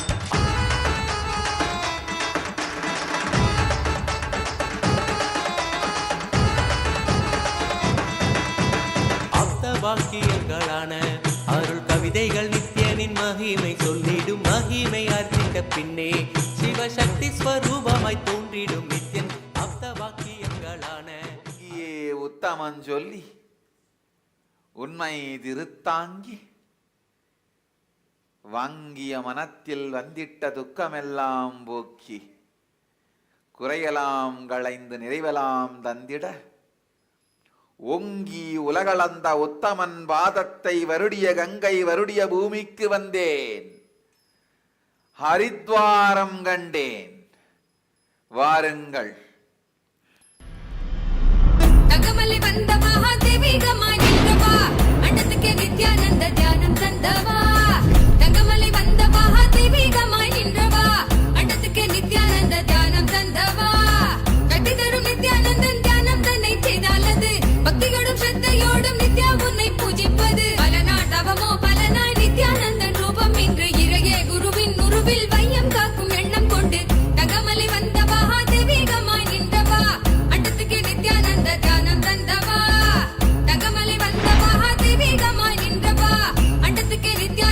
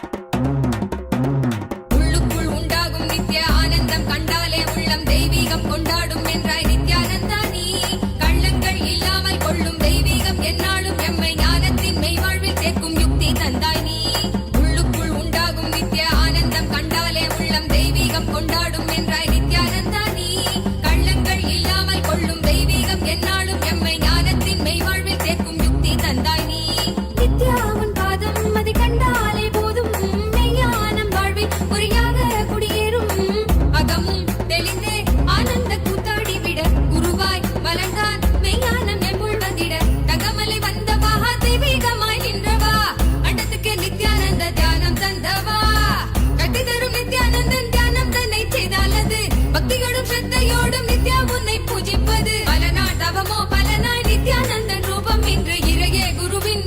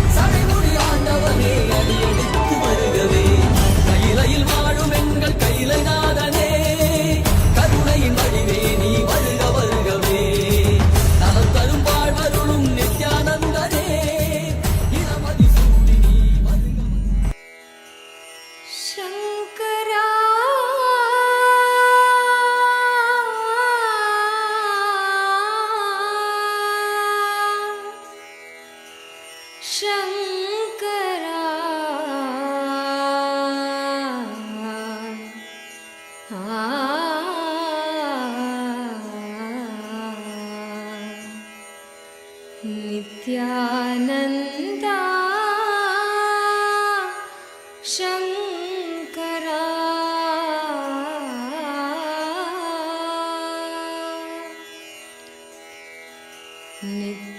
Nityananda Shankara Anandeshwar Shankara Nityananda Shankara Anandeshwar Shankara Nityananda Shankara Anandeshwar Shankara Nityananda Shankara Anandeshwar Shankara Shankara भयङ्करा Shankara भयङ्करा भवभयहारी Shankara भवभयहारी Shankara Shankara भयङ्करा Shankara भयङ्करा भवभयहारी Shankara भवभयहारी Shankara Nityananda Shankara Anandeshwar Shankara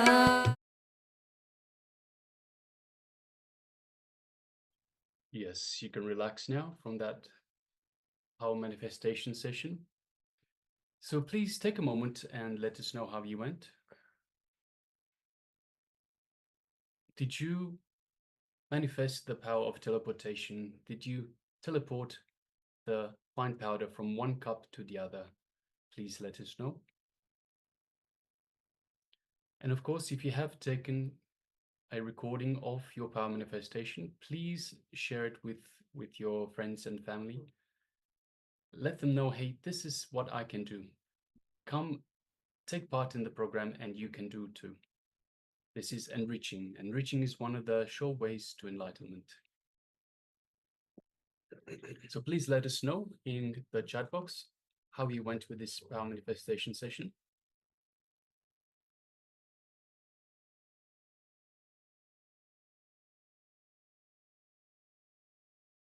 Meanwhile, let's prepare ourselves to go into the next session.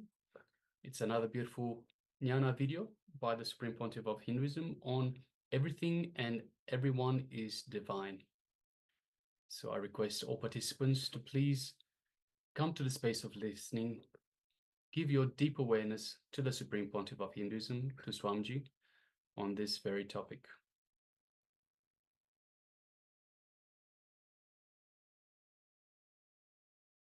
ब्रह्मानन्दं परमसुखदं केवलं ज्ञानमूर्तिं द्वन्द्वातीतं गगनसदृशं तत्त्वमस्यादिलक्ष्यम् एकं नित्यं विमलमचलं सर्वदी साक्षिभूतं भावातीतं त्रिगुणरहितं सद्गुरुं तं Namami.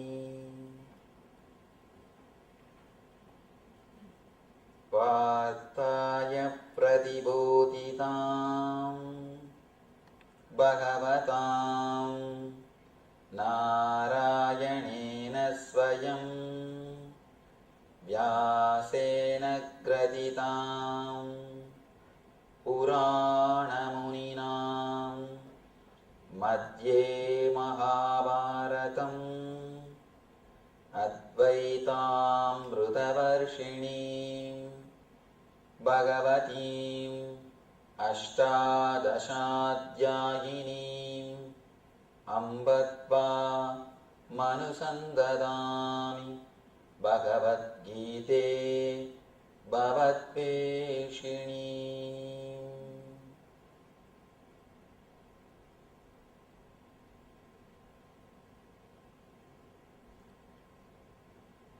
Vasudeva Sudam Devam Kamsachanuramardanam Devaki Paramanandam Krishnam Vande Jagadgurum.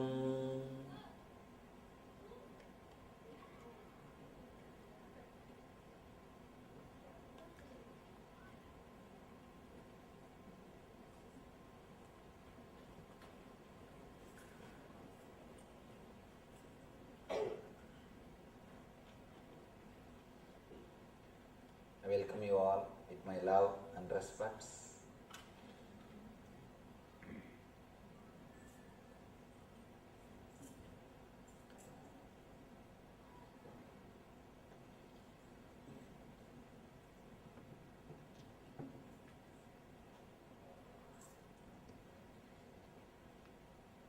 Today, in this chapter, Krishna shows his cosmic form to Arjuna, gives him the experience of universal consciousness. First time, Arjuna is experiencing it. From the beginning, from first chapter, he is only hearing.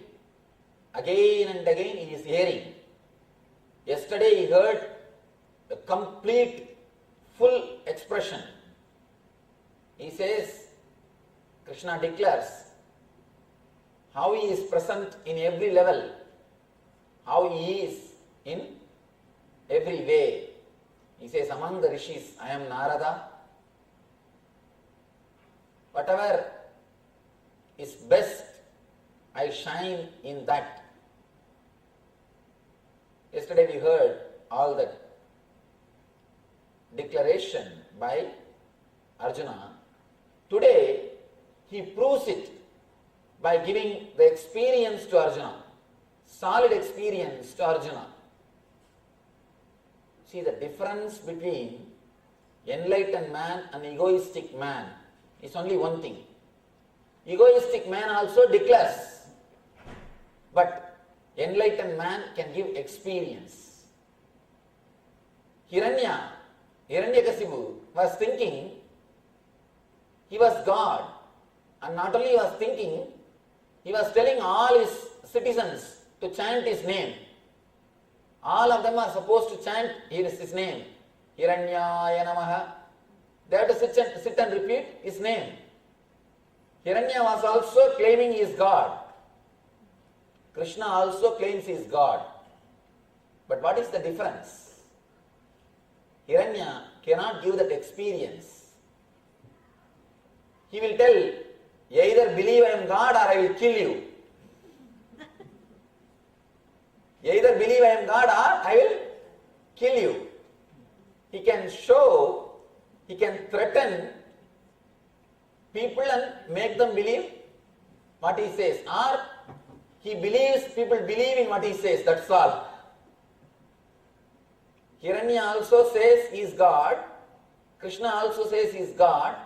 But Krishna can give experience of that universal consciousness to beings.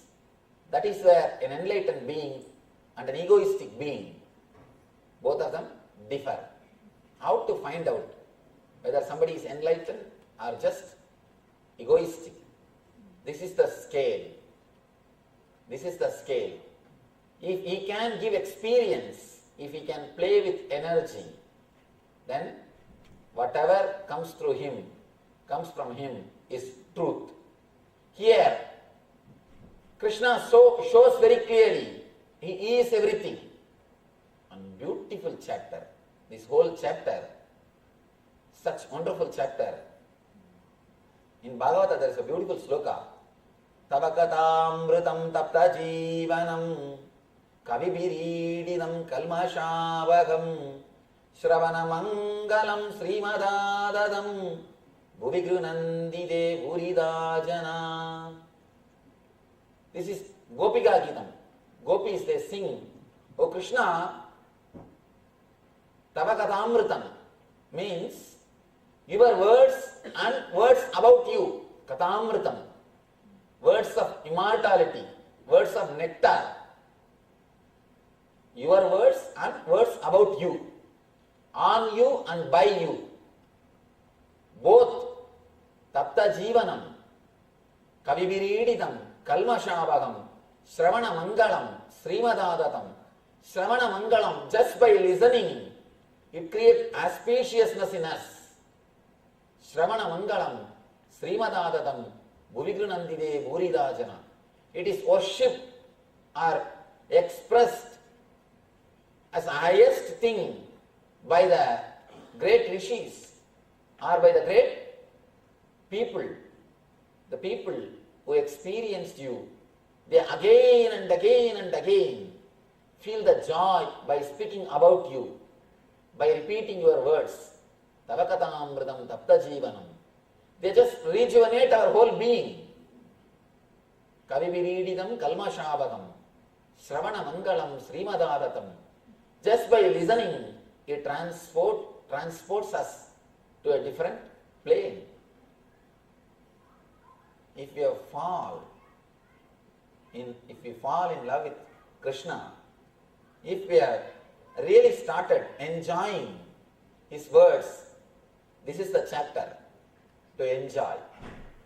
Here, he is not giving any teaching, no teachings. This whole chapter, practically no teachings is given. He doesn't say do this, do that, be like this, be like that. No. All the intellectual stuff is over. All do's and don'ts are over. The vidhi and nisheda is over. No more vidhi, no more nisheda. Straight away gives experience. He shows very clearly, I am everything. He shows clearly, Krishna explains, not explains, he just gives the experience of ultimate universal consciousness. He shows very clearly how he is present in the whole universe. And Arjuna experiences the whole universal consciousness. This whole chapter is pure experience. First thing we should understand, is it possible to experience universal consciousness? That has to be understood. Next thing, what is the basic need to experience that? Third, when experience happens, what happens inside our being? These three we will understand from this chapter, and such wonderful possibility to experience the Krishna as the cosmic window. Yesterday he intellectually expressed, I am the ultimate. I can't say it is an intellectual expression, it is an expression given to a person who is deeply in love. Please understand, Krishna can be God only when a person achieves the maturity of Arjuna. Not for everybody. That is why, as I was telling you, Krishna also declares the same thing, I am God. The truth should be declared only to a person who is qualified, mature. Only when you reach the level of Krishna, you experience the divinity of, only when you reach the level of Arjuna, you experience the divinity of Krishna. As I was telling you, when you deeply feel connected, even ordinary person looks like God, looks like divine. And Shiva says in Tantra, when you drop all your fantasies, you become Shiva and your wife becomes Uma. You reach the state of Shivatva and she reaches the state of Devi. It's a strange thing. how can you become enlightened with a normal life? Shiva says, live with your wife or husband, nothing wrong, but just drop the fantasies which you are carrying. When you live without fantasies, the other person looks like God. And be very clear, everybody is God, including you. But as long as you carry the frame or your own idea about God, you try to fix everybody into that frame. When they don't fix, you throw the person instead of frame. Now Shiva says, just throw the frame, you will see everybody as God. You will see everybody as divine. But what we do usually, we throw the person, not the frame. It is like cutting the leg for the shoe. Alter the shoe, not the leg. When you alter the shoe for the leg, you are intelligent. When you cut the leg for the shoe, you are doing the same thing in your life. You have an imagination, how your wife should be, how your son should be, how your daughter should be, how your brother should be. You try to fix everybody into that imagination, into that frame, and you suffocate them. You suffocate them, and they get suffocated and they try to run away from you. That is why every single moment the other always suffocates you. Other always suffocates you. Why do you need your space? Why do we need our space? Because the other suffocates us. The other person has got his own frame. He is trying to put us into that frame. If you don't fall in that frame, you are a little bit chiseled here and there. And little bit this side, little bit this side, little bit this side. You are cut, chiseled, and small pieces are removed from you. That's what we are doing. Continuously we chisel the other person.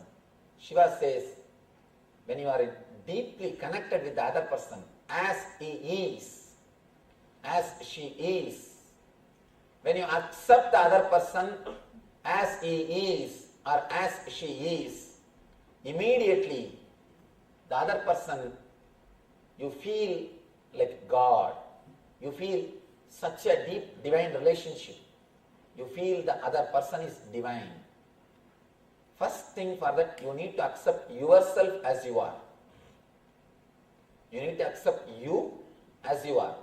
Only then you can accept the other person as he is. Then naturally you experience a deep divine connection. And one more thing, when you continuously chisel, never think you will end your job. Never think you will end your job. You can never be happy chiseling the outer. You can be happy only by dropping your image. A small story. I always tell this story. One guy presents a new puppy dog to his friend at the time of marriage. After 3 months, he comes to his house and asks, how is your marriage going on? How do you feel? What's the change you feel in your life? This guy says, nothing much, a small change. In the beginning, 3 months ago, the puppy which you presented to me, that used to bark at me, and wife will bring newspaper early morning. Now, early morning, puppy brings newspaper, she barks at me, that's all. Earlier, puppy will bring newspaper and earlier she will bring newspaper, puppy will bark. Now, puppy brings newspaper, she barks. When you try to chisel, continuously bark, but nothing happens. Nothing solid happens in our being and in other being. When you accept the other person, he looks like God. Same way, when you accept the whole universe, when you accept every being, the whole universe looks like God. Of course, this experience can be achieved in two ways. Please understand, this experience can be achieved by two ways. One, by your own tapasya, acquiring maturity, again and again understanding, achieving the maturity, you experience that. Second, by pouring tremendous energy into your being, a master can give this experience. By bringing you to that frequency, master can also give you this experience. Both the way it can happen. But one thing, unless you are at least little mature, the experience will not stay even if master gives you. That is what happens here. In the end of the Vishwarupa Darshana Yoga, Arjuna says, no, Krishna, I am not able to bear. Enough, I enjoyed, it's okay. I asked you, it is true. But now I think it is too much. Please show me your normal form.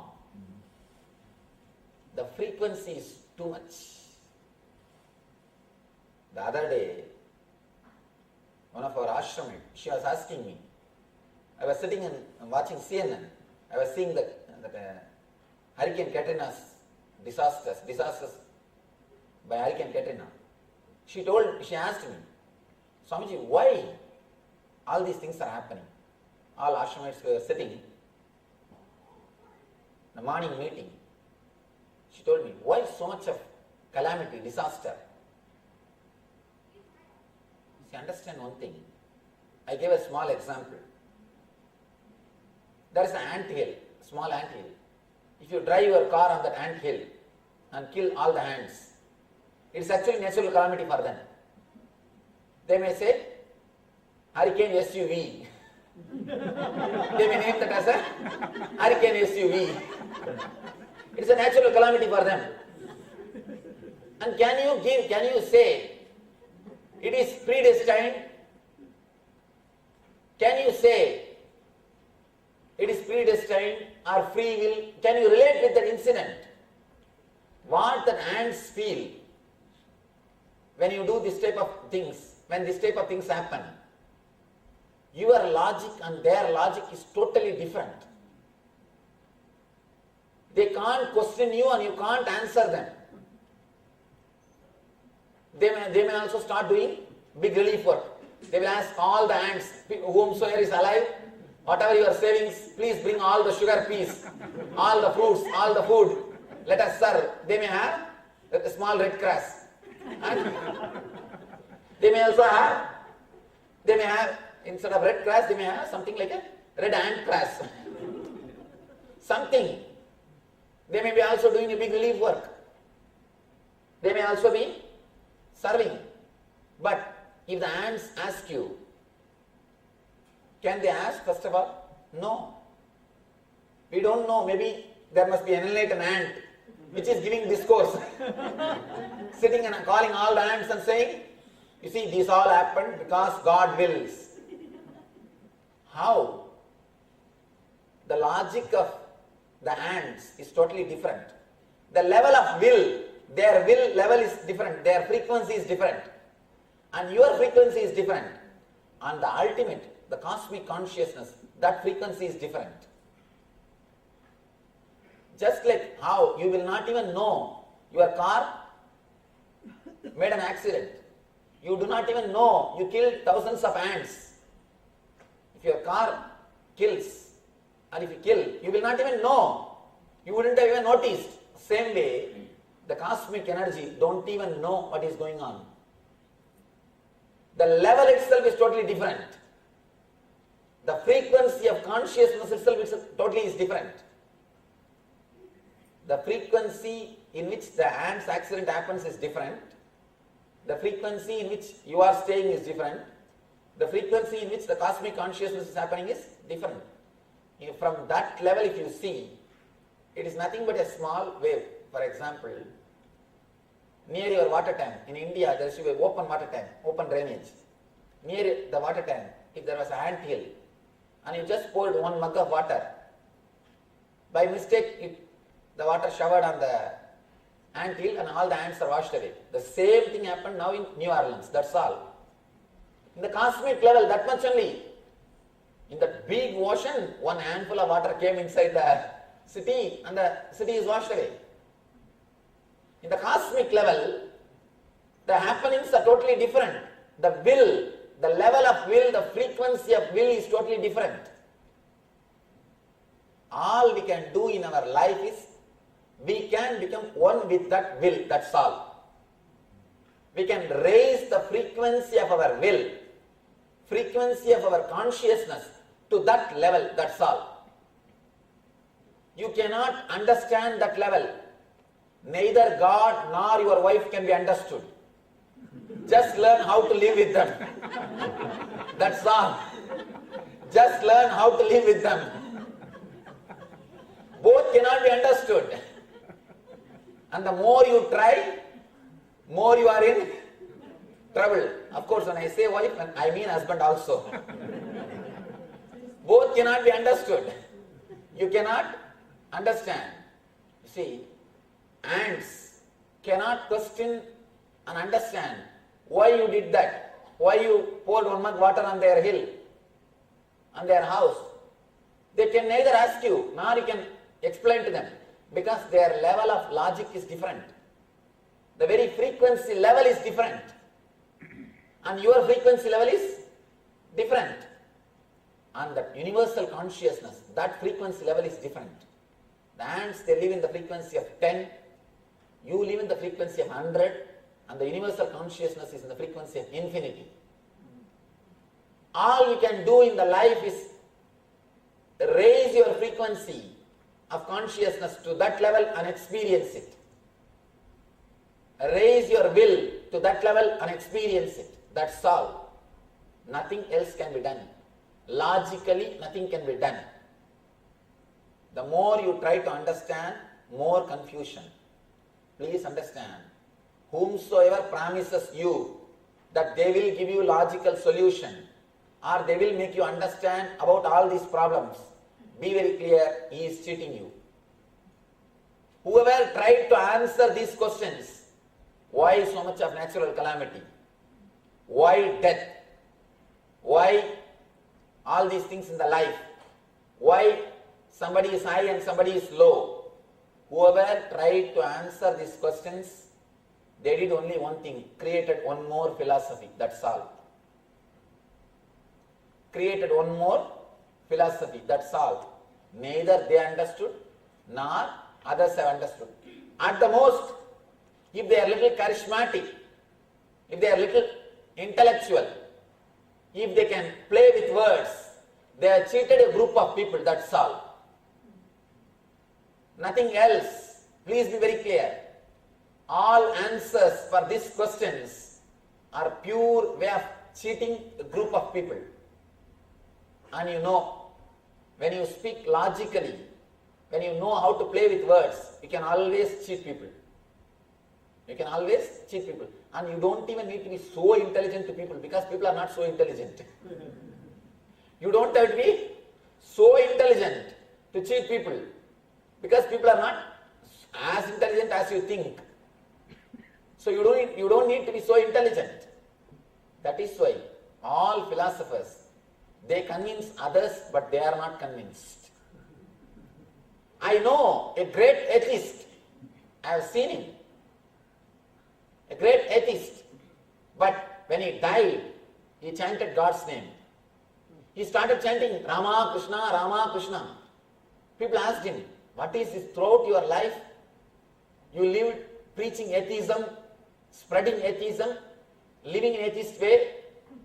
Why are you now chanting Rama Krishna? No, for life it is okay. When it comes to death, I have to. As long as I live, it's okay. When it comes to death, I have to catch. Who knows, he may be there. Better now itself let me chant and keep in the reserve, keep in the bank. When I go there, I can say, you see, I chanted your name 3 times. At least for that, give me some concession. Be very clear.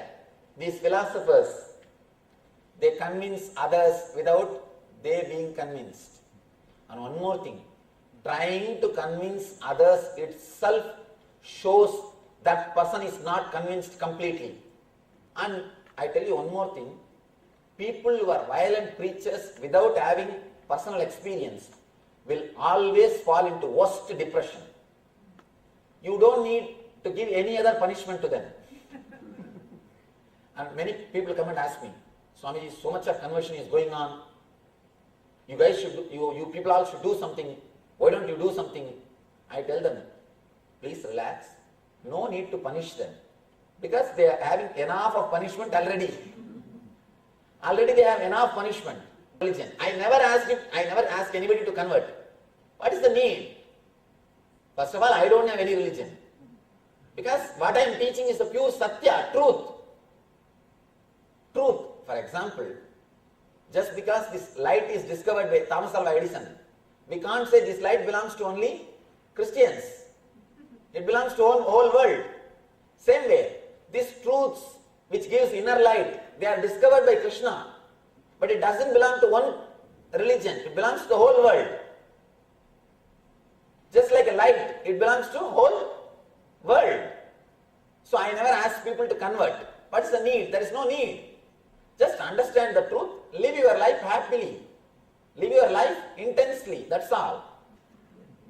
We never believe in conversion, but there are people violent, continuously converting. And this preacher, he somehow fell into depression, because when you don't have experience and just preach, how long you can do? He fell in depression. Somehow he heard about me, and secret way, without any public, when nobody is there, privately he wanted to come and meet me. I said, all right, after all, he wants to meet, give appointment. He came and he opened up and spoke everything. That is, anyhow, I wanted to maintain the privacy, that's why I don't want to tell the name. He's a very popular preacher. And after having the healing and 2-3 days he was regular, he came and he felt better, lot better, and he had the healing. He came out of the depression. Then slowly I asked him, why do you preach so violently? He openly says, Swamiji, when I feel so many people follow me, I feel what I am preaching is truth. I feel convinced what I am teaching is truth. In the beginning, I did not have enough confidence about what I am speaking. After some time, when I saw that 10,000 people are following me, I thought, 10,000 people cannot be full. There must be some truth in what I am preaching. Be very clear. Preaching without experience means you are trying to solidify your own confidence. You yourself don't have confidence. By preaching, you try to create confidence. Here, the only difference between Hiranya and Krishna is, Hiranya is trying to convince his idea by making many people as his followers. He himself has not experienced. He is just trying to play the game. Krishna straight away gives the experience. Krishna declaring, I am God, is not for his ego. He is explaining for you to experience the truth. That's why he says, Arjuna, for your sake I am speaking these words. Beautifully, he gives the solid experience to Arjuna of the whole cosmic consciousness.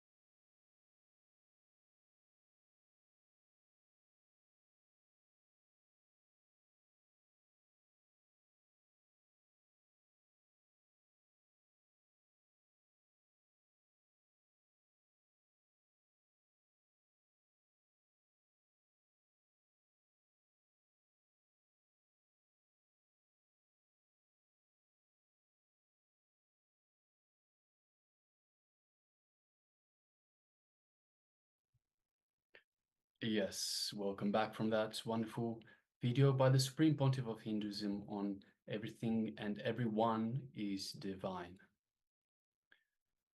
So now, with that in mind, we move on to an internalization exercise,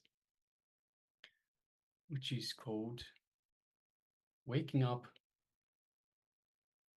to the truth. Waking up to the truth is surrender. So giving the GPA, or general power of attorney, to Mahadeva, to Paramashiva, saying, whether I understand and appreciate or not, whether I understand or not, appreciate or not, what my life needs to go through, how I need to experience the flow of life and law of life in the ultimate intelligence of you, Paramashiva, your third eye. So we'll be displaying this on the screen in just a moment, and we request the participants to take a few minutes and make this conscious declaration. Write it down, so grab a pen and paper, have this in front of you, and write it down 3 times. So when we write it down, it's easier instilled in our mind. So that's why we ask you to write it down, to pen it down. Otherwise, if you just recite it to yourself, you will forget it. Write it down and you can refer to it anytime. You can remind yourself of this declaration at any time in the future. Actually, there was one beautiful incident where one of the very close devotees of Swamiji was asking him, Swamiji, you're going through so much of persecution. Why is it that Paramashiva is putting you through all of this? And Swamiji's response was very clear. Without any doubt, never question Mahadeva. Question everything. Question yourself. Question the situation. Question your intelligence. Question the people around you, but never question Mahadeva. So understand everything that you are experiencing. If it is pleasant to you, celebrate it. If it is not pleasant, then question, why am I resisting? Or what is it that I'm supposed to learn from this? But never question Mahadeva.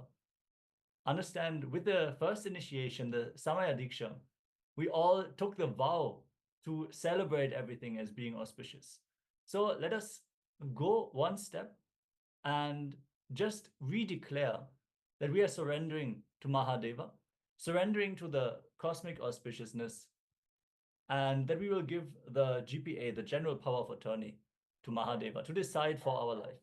Since it is already happening, it is just us acknowledging that Mahadeva is the driving force behind everything. And so we understand that everything that is happening to us, be it inside or outside, it doesn't matter. Anything happening to us is only Mahadeva expressing in a way that we can learn, that we can expand, that we can grow towards this highest realization that we are Him. So take a few moments and pen this powerful cognition down. Repeat this powerful cognition so it gets bolted into your inner space and it becomes your reality, your experiential reality.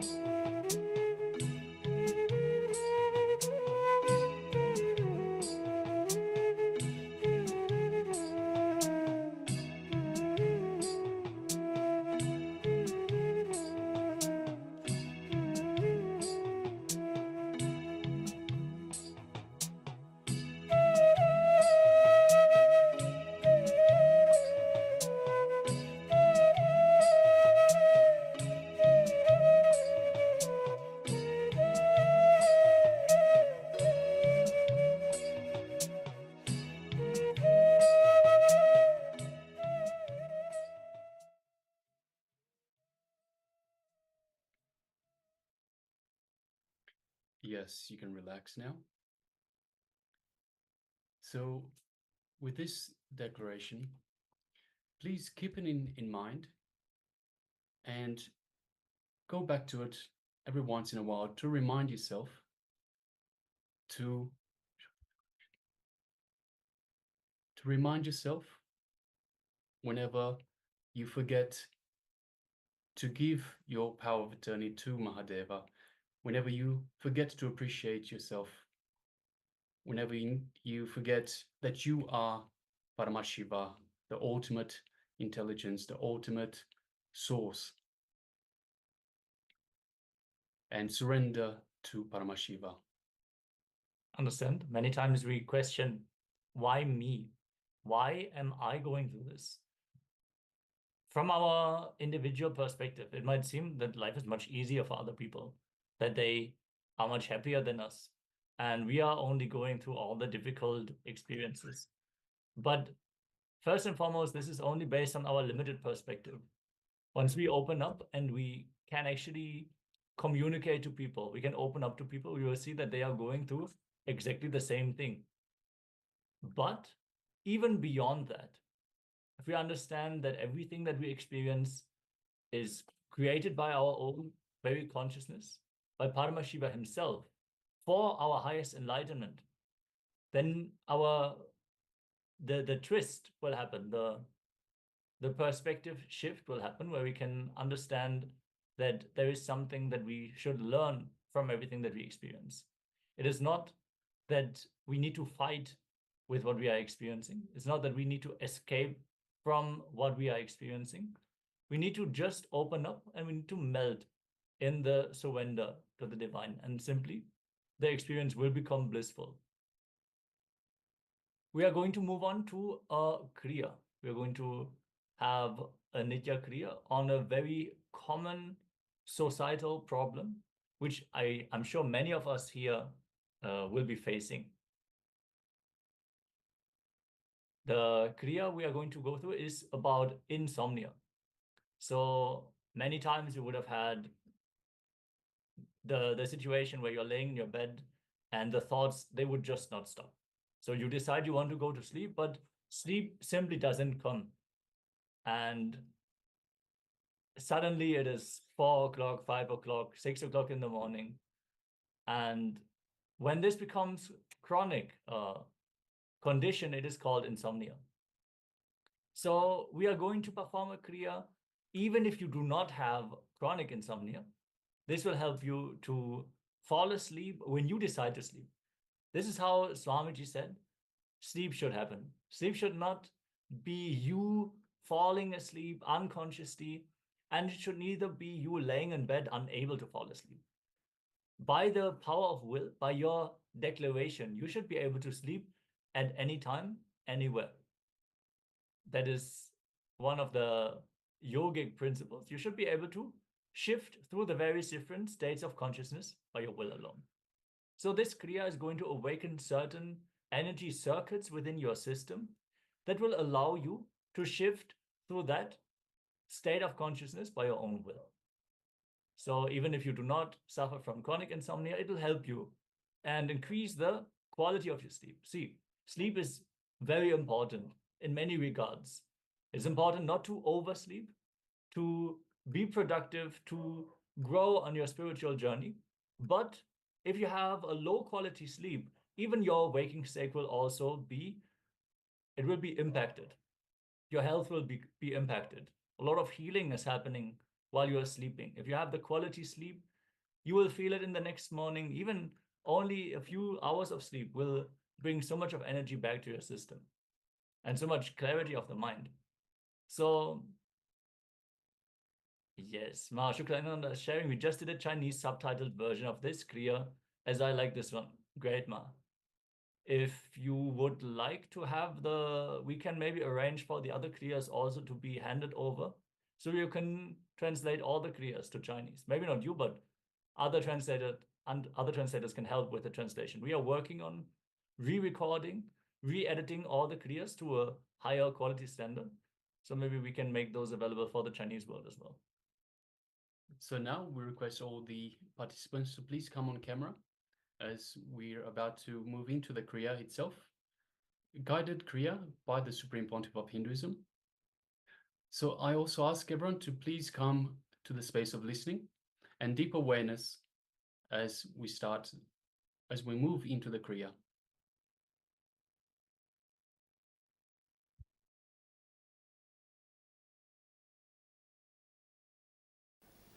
Today, we will start the Nitya Kriya for insomnia care.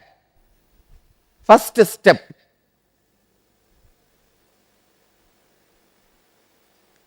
Adhyashyah Shetekara Yugmam Vakshe Bhumim Avastabhya Karayuhu Talabhyam Padaucha Shunyecha Vitasti Chordvam Vadanti Pitam Munindraha.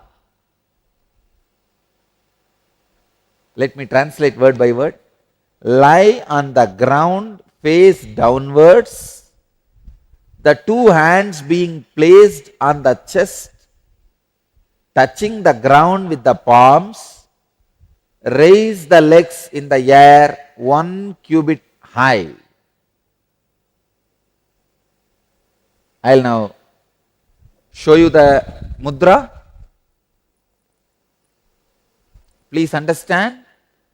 Put your hands like this and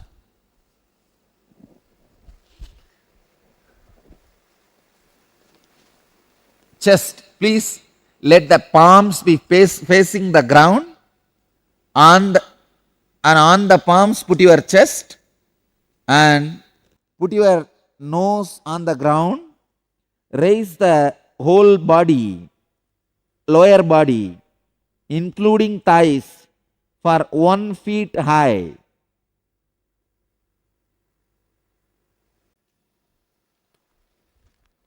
Hold in the same position just 11 seconds. Please start.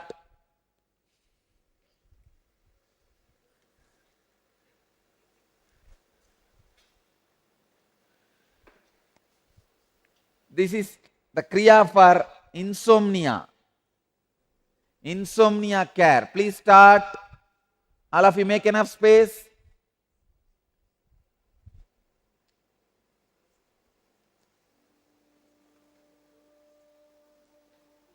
Put your hand, palms facing the ground, and put your chest on the hand, nose on the ground. Raise your thighs. Don't raise your head. Don't just raise your legs, raise your thighs. Raise your thighs 1 feet from the ground. Don't bend the leg. Raise your thighs. Keep for 11 seconds. You can do something like a count 11 and drop the legs. Again, count 11 and drop the legs. Do this 11 times. Each time when you lift your leg, 11 counts, keep it on the air.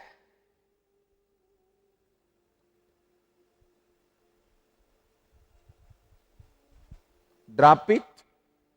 Again, keep it on the air. 11 count. Don't count fast. Count slowly. 1, 2. All right, let me guide you. Raise the leg.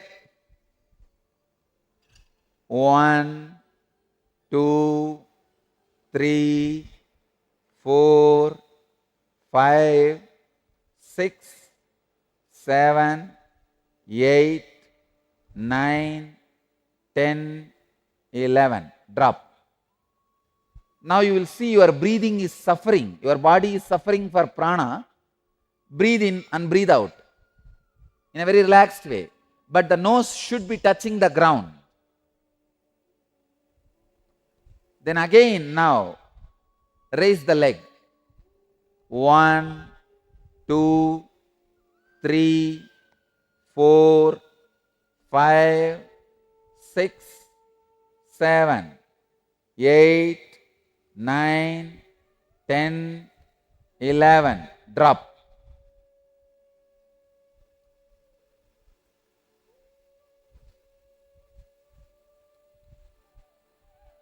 Raise the thighs.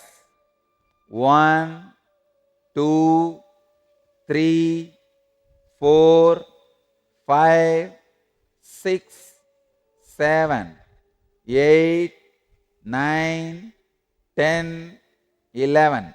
Drop the legs. Now do it on your own, at least few more times.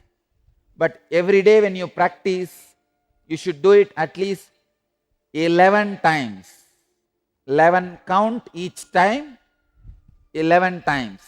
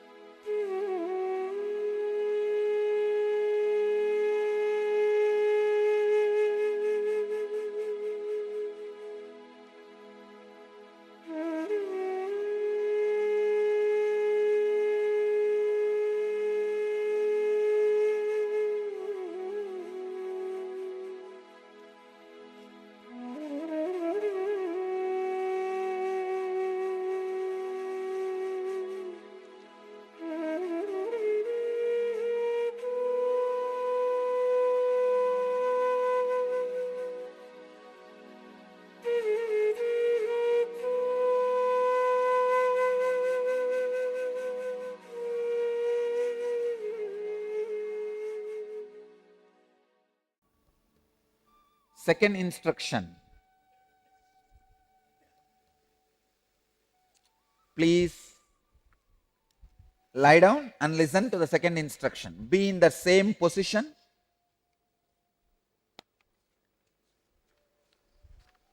Second verse. This is from Garanda Samhita, Upadesha 3, verse number 10.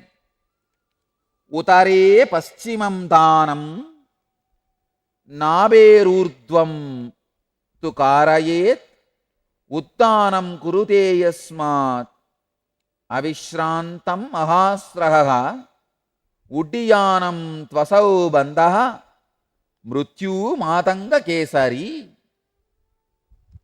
Contract the bowels equably above and below the navel towards the back, so that the abdominal viscera may touch the back.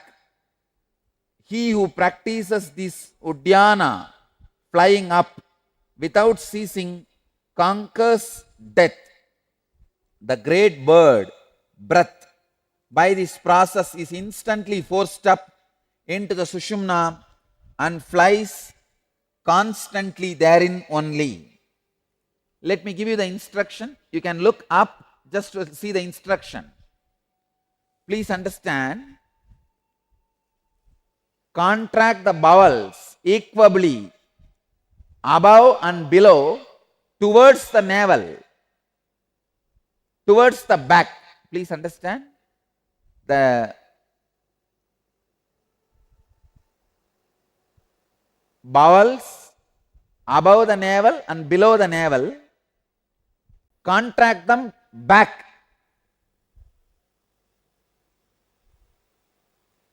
Hold for 21 count like that. Hold and count inside.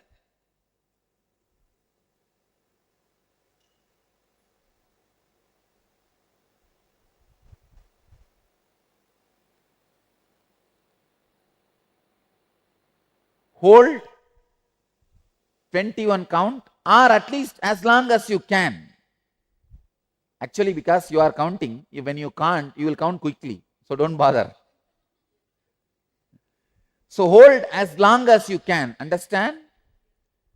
The bowels above navel and below navel, both part equably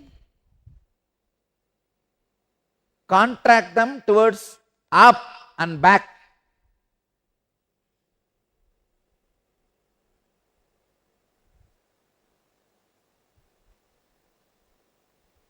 Do this now. Hold as long as possible, at least 21 counts. Your nose should be touching the ground. Palms should be facing the ground. Chest should be on the palms, on the hands.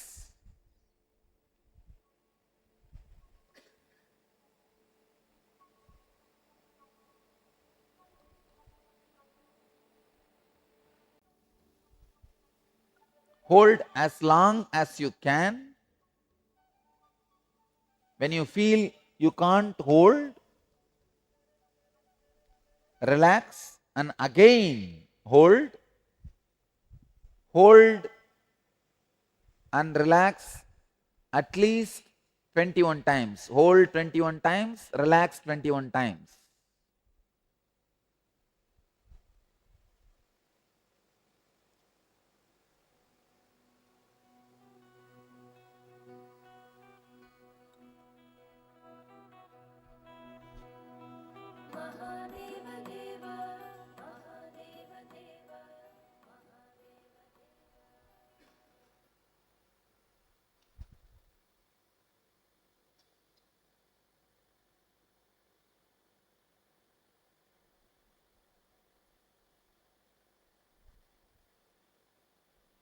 This process not only helps you to heal insomnia, it directly relieves you from all sleep and dream related disorders. Stressful dreams, nightmares, constantly dreaming, all that will completely disappear. You will fall asleep like a statue and wake up fresh like a flower. Because the Kundalini awakened through this process leads you to the higher conscious sleep, Yoga Nidra.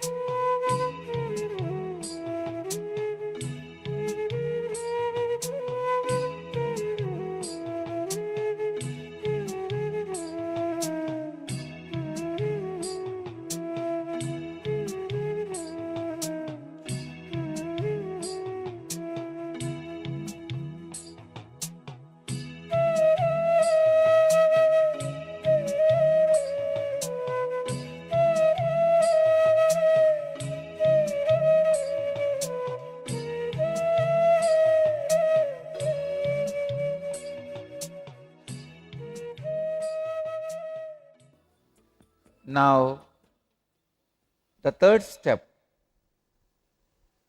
do raising the leg and Uddiyana Bandha, both together.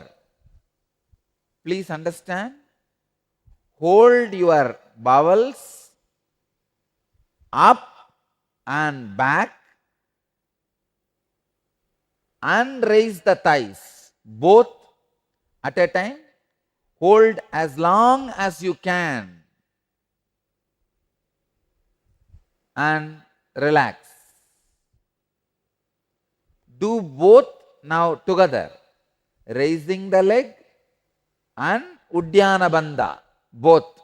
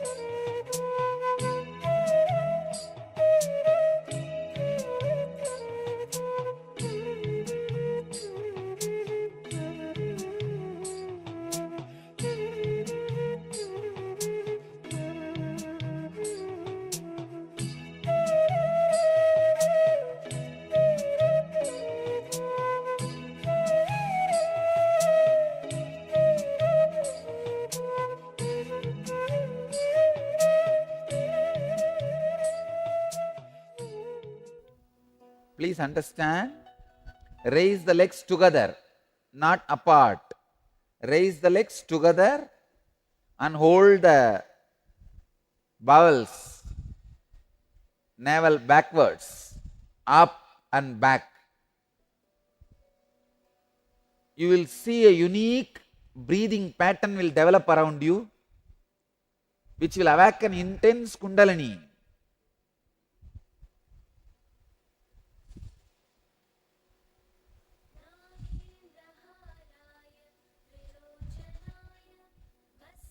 There should not be any sound while you exhale or inhale.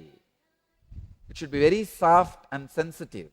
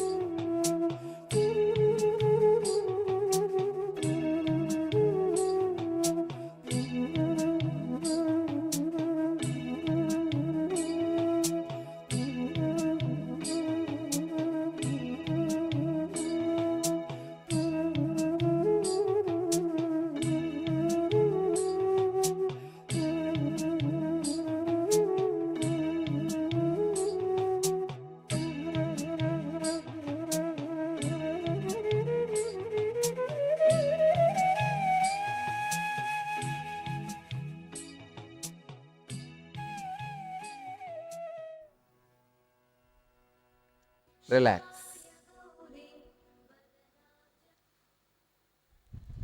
Please get up.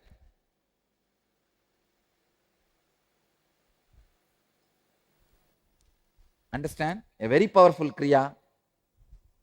People who have a sleeping disorders, not only unable to sleep, even feeling like sleeping whole day, or the night you are lying down, but you are with too many dreams, you are not sleeping. So any of these kind of disorders, some stress, worry, you are not able to sleep, any of these kind of disorders, please do this kriya. It's a very powerful process. Very powerful process. I don't think you may need to do this kriya more than 11 days. 11 night is enough. Only do it during the night before going to bed. Before going to sleep, just do this. You will automatically fall asleep. The energy created in you and the breathing pattern will simply put you into sleep. So just before falling asleep, do this kriya and just sleep off. You will not only you will not have any disturbances in the sleep, you will not have any disturbances by dreams. You will have a peaceful, deep yoga nidra, yogic sleep, which will naturally rejuvenate your body, mind and consciousness. I request all of you to come from tomorrow. When you come for satsang, come with a dress which will be comfortable for you to do these kriyas and all, like a pant and t-shirt, that kind of things, or for women chudidar, which is comfortable for you to do these kriyas. Come with that kind of dress. It will really be easy for you to do these kriyas. I bless you all. Let you all achieve, experience, live, express, radiate and share the eternal bliss, Nityananda. Thank you.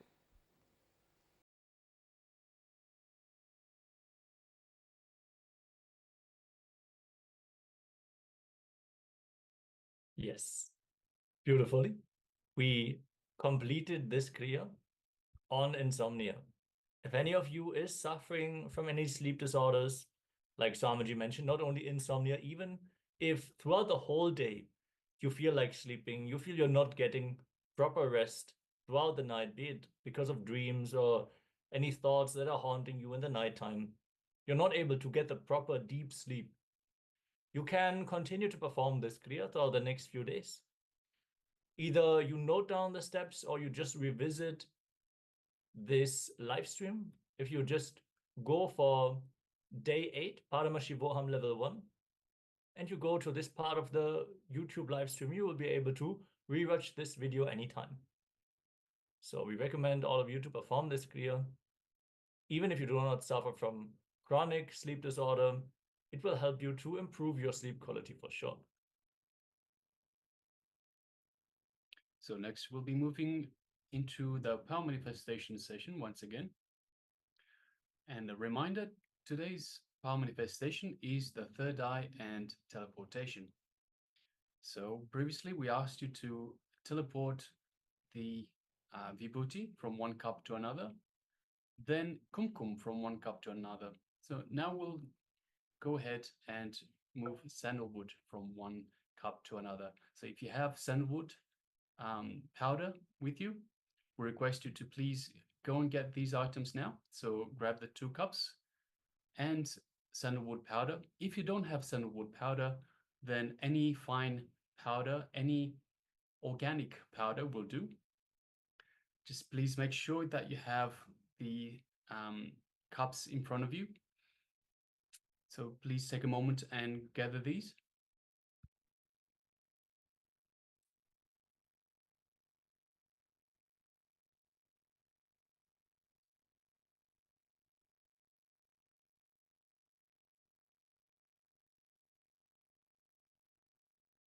So while you gather these, we remind you that every power manifestation is a measure of your connection to the divine, to Paramashiva himself, to the source of everything. And it is indeed Paramashiva, the divine, that is manifesting through you. So I recommend everyone to please take part in these power manifestation sessions. Do it authentically. And with every power manifestation, you strengthen the feeling connection, your connection to the divine itself. Also, we request, if you have the application, the camera application with the timestamp, please record your power manifestation. If you don't, you can download this from the App Store and take a recording of your power manifestation. And every successful power manifestation should be celebrated, even if it's just a little bit. Any power manifestation is any successful manifestation should be celebrated, and not just celebrated, but should be shared with your loved ones, with your family, friends, and do invite them to this program as well. Let them enjoy this program and manifest the powers of the divine as well. See, many of you might have experienced this. You come out of a session fully inspired, you just received a powerful cognition from Swamiji, and you want to share it with your near and dear ones. But the moment you try to explain the experience that you had, it doesn't really translate into words, and they are not able to catch exactly what you have experienced. So the way to solve this problem is just to have them be a part of it. Understand, as you are sharing your life with these people, you should have the intention to uplift them, get them enriched, get them empowered. See, when you are involving your team really more and more, understand, on a multidimensional level, your power manifestation will also improve, because naturally you entangle with the people who are part of your ecosystem. So if you cultivate an ecosystem of power manifestors, naturally you are going to become a more powerful power manifestor.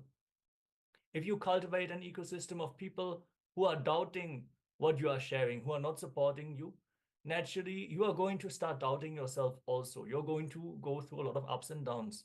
So it is important that you first celebrate and that you enrich the people around you also. You should establish yourself in the science, practice unclutching, practice completion, so you are able to hold the space for these people also. Swamiji beautifully said, if you do the kriyas, you do the techniques, and you manifest enlightenment for yourself, you are a boat crossing the ocean of samsara. But if you can make yourself strong and build your inner space with powerful cognitions, you can become a bridge for other people to cross. So that is what we are aiming at. We want to become a bridge for all the people of our team elite to be able to cross the ocean of samsara and manifest enlightenment fundamentally. Yes, so now we request everyone, once you have the 2 cups and the powder in front of you, to please sit comfortably on the floor in either Padmasana or Vajrasana, and have your hands in this posture. Samana Mudra. Yes, in Samana Mudra. And call on the Supreme Pontiff of Hinduism. Have the Supreme Pontiff of Hinduism in your inner space. Have Swamiji in your inner space and connect to Paramashiva and ask Paramashiva to manifest through you, to teleport the powder from one cup to the other. While in this experience the oneness with Paramashiva and feel the source of everything manifest through you. We'll play a oneness capsule to help you connect to Paramashiva and to the Supreme Pontiff of Hinduism. Please go ahead, do this now.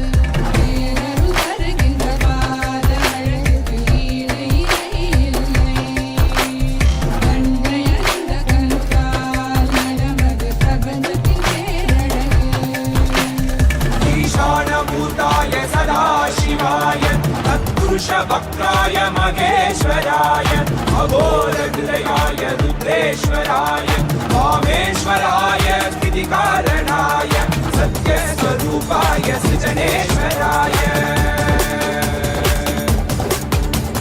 स्वागतं स्वागतं स्वामिन् ते स्वागतम् अस्माकं हृदये भो स्वागतं ते स्वागतं स्वागतं स्वामिन् ते स्वागतम् अस्माकं हृदये भो स्वागतं ते ब्रह्मस्वरूपं शिवशक्तियैक्यं दमरुककरतिरुशूलम् आह्वानहस्तम् काषाय वस्त्रं राजसन्न्यासं वन्देहं परमहंस नित्यानन्द सद्गुरु கொண்டு கங்கை முடி கொண்டு நந்தனம் புரியும் ஈசனே கோவிலை குடி பூசி முடிக்கை தனையேந்தும் காலனே புடி ஸ்ரீ ஜெகத்குரு விழிகாண்ட முறைகின்ற மௌரை மாநகரின் ராசனே தங்களை கலைந்து இன்பங்களை அளிக்கும் சுந்தர வடமணி நேசனே சத்துராயுத திங்கள் நித்தம் உரைகின்ற செவ்வி கொண்ட செல்வனே சொக்கனே எந்த சோமனே ஐயா சோதி வடிவான ரூபனே அடிமுடி காணா அண்ணா மலையே அகிலம் போற்றிடும் வைகனே நாகாவரணனே நால்வது போற்றிட நாடி ஆழம் பாடுதடில் ஆனந்த நடமிட்டு மாறி செய்வனே அங்கிடம் கொண்டு கங்கை முடி கொண்டு நந்தனம் புரியும் ஈசனே சுடலை கொடி பூசி முடுகை தனையேது காலனே புடி கோலனே வீடின் விழிகால் உள்ள முறைகின்ற மதுரை மாநகரின் ராசனே கிண்ணல்களை கலைந்து இன்பங்களை அளிக்கும் சுந்தர விடமணி நேசனே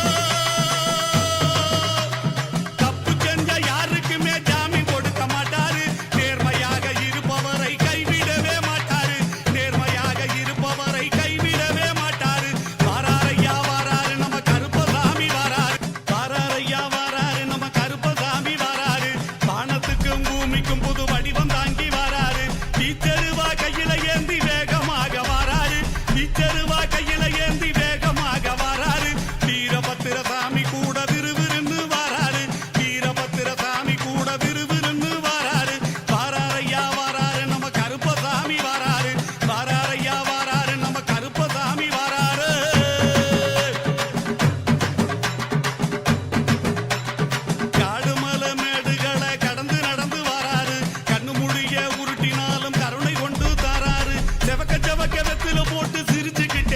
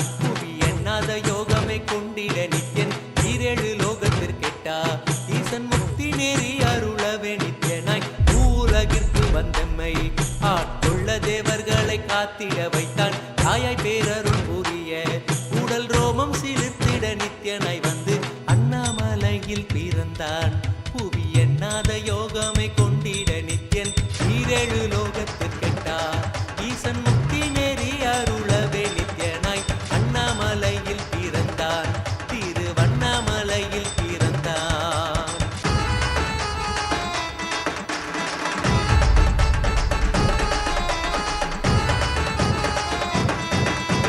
சித்தை கிளப்பி விட்டேனில் பர தத்துவம் கற்பித்த பாரமஞானியாய் ஞானக்கண் கொடுத்த தமக்கே ரூபம் காட்டிய மாய வித்தை செய்யும் நித்யன் சித்தை கிளப்பி விட்டேனில் பர தத்துவம் கற்பித்த பாரமஞானியாய் ஞானக்கண் கொடுத்த தமக்கே ரூபம் காட்டிய மாய வித்தை செய்யும் நித்யன் அண்ணாமலையில் பிறந்தான் புவி எண்ணாத யோகமை கொண்டிட நித்யன் ஈரேழு லோகத்திற்கெட்டா ஈசன் முக்தி நேரி அருளவே நித்யனாய் அண்ணாமலையில் பிறந்தான் நித்யன் அண்ணாமலையில் பிறந்தான்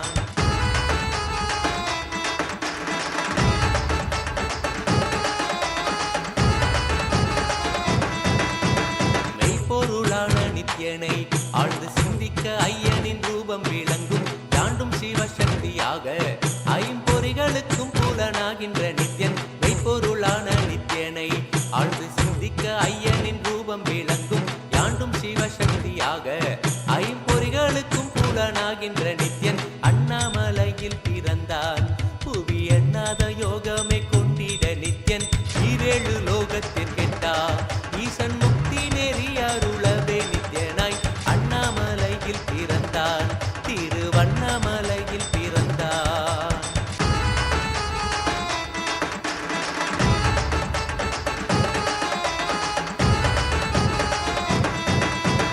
உள்ளும் பூரமும் இருந்து உயிர் பக்குவமாக்கிடும் பரமனாம் நித்யன் ஞானப்பாடித்தங்கள் ஏழும் கொண்ட ஞானமும் ஆகியே ஆண்டிடும் நித்யன் உள்ளும் பூரமும் இருந்து உயிர் பக்குவமாக்கிடும் பரமனாம் நித்யன் ஞானப்பாடித்தங்கள் ஏழும் கொண்ட ஞானமும் ஆகியே ஆண்டிடும் நித்யன் அண்ணாமலையில் பிறந்தான் புவி எண்ணாத யோகமை கொண்டிட நித்யன் ஈரேழு லோகத்திற்கெட்டா ஈசன் முக்தி நேரி அருளவே நித்யனாய் அண்ணாமலையில் பிறந்தான் நித்யன் அண்ணாமலையில் பிறந்தான்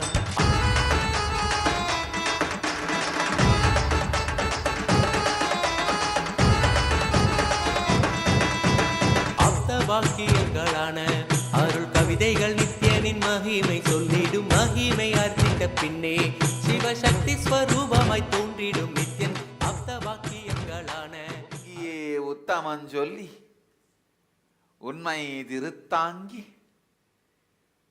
வாங்கிய மனத்தில் வந்திட்ட துக்கமெல்லாம் போக்கி குறையலாம் களைந்து நிறைவலாம் தந்திட ஓங்கி உலகளந்த உத்தமன் பாதத்தை வருடிய கங்கை வருடிய பூமிக்கு வந்தேன் ஹரித்வாரம் கண்டேன் வாருங்கள்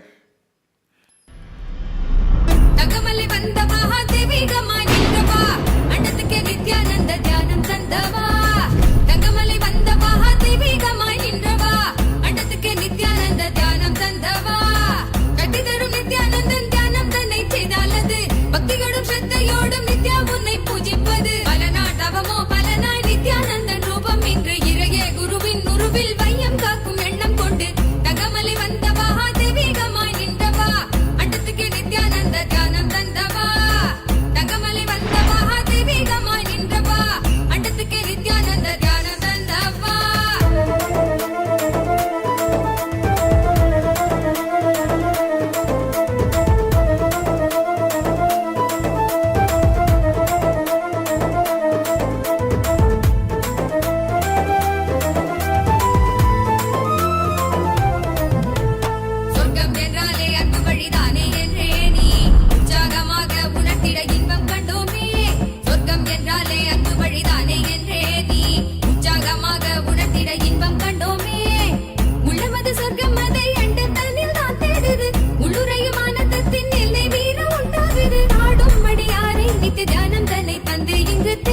சுக வாழ்வை தர நித்யானந்தன் ரூபம் கொண்டு தகமலி வந்தவா தெய்வீகமாய் நின்றவா அண்டத்துக்கு நித்யானந்த தியானம் தந்தவா தகமலி வந்தவா தெய்வீகமாய் நின்றவா அண்டத்துக்கு நித்யானந்த தியானம் தந்தவா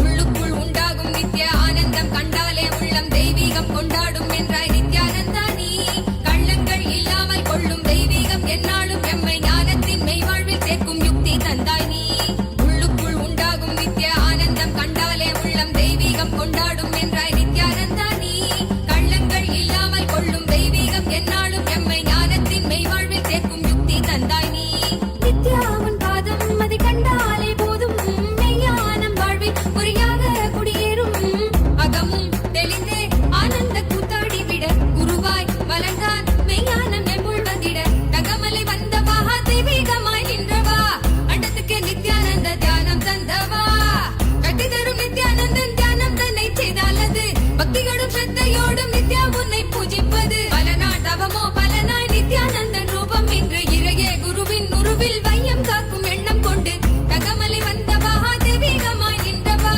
அண்டத்துக்கு நித்யானந்த தியானம் தந்தவா அண்டத்துக்கு நித்யானந்த தியானம் தந்தவா அண்டத்துக்கு நித்யானந்த தியானம் தந்தவா அண்டத்துக்கு நித்யானந்த தியானம் தந்தவா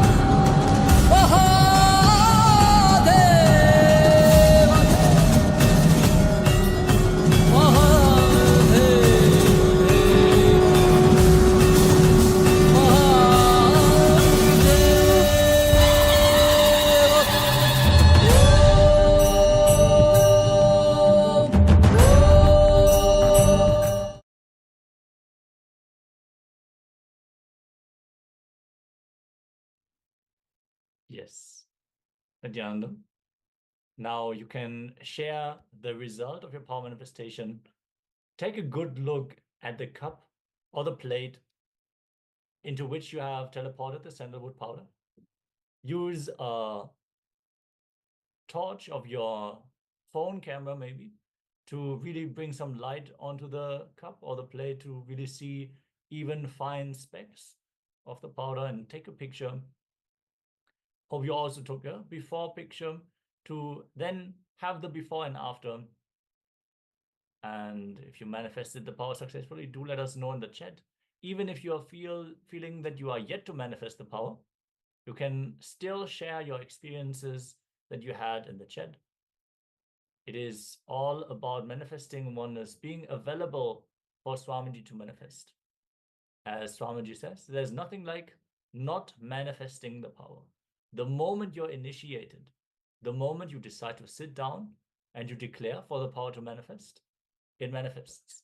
But sometimes we need to manifest more power in order for it to express fully. You can envision maybe the queue of a printer. When there's too many things in the queue, it will take time for your request to manifest. You have to either clear the queue of the printer, or you need to wait for everything else to be printed before the next paper that you add, the next sheet that you add to be printed. So like that, for the power manifestation, we have too many conflicting and contradicting desires. So for them either to manifest or for us to complete and create the inner space and hold it intensely with will persistence for it to manifest, that is what we need to do. So as we sit and make ourselves available for Swamiji more and more, the inner space that we have will become broad, it will become wide, and we will be able to hold this space intensely. We have seen some of the participants of the program when they were manifesting the power of materialization, for example. After 2 hours, when everyone went for the food, they would just say, no, I haven't manifested the power yet. I want to manifest the power. So with Tyaga, they sat and decided, until this power manifests, I'm going to sit.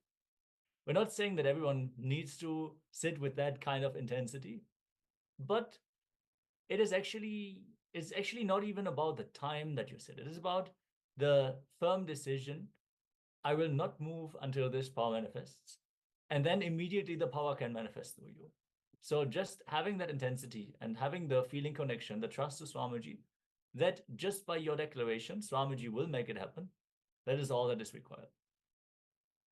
So we're now going to get ready for another Jnana segment. Yeah, so the next Jnana segment is what prevents bhakti. So bhakti is, once again, the devotion as what prevents us from having devotion to the divine or devotion to the master. I request everyone to please come to the space of listening. And let's hear from Swamiji.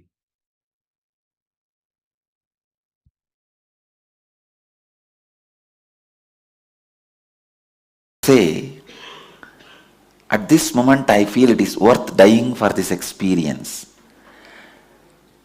That mood prepares your body and mind and protects you from all the extremities associated with enlightenment.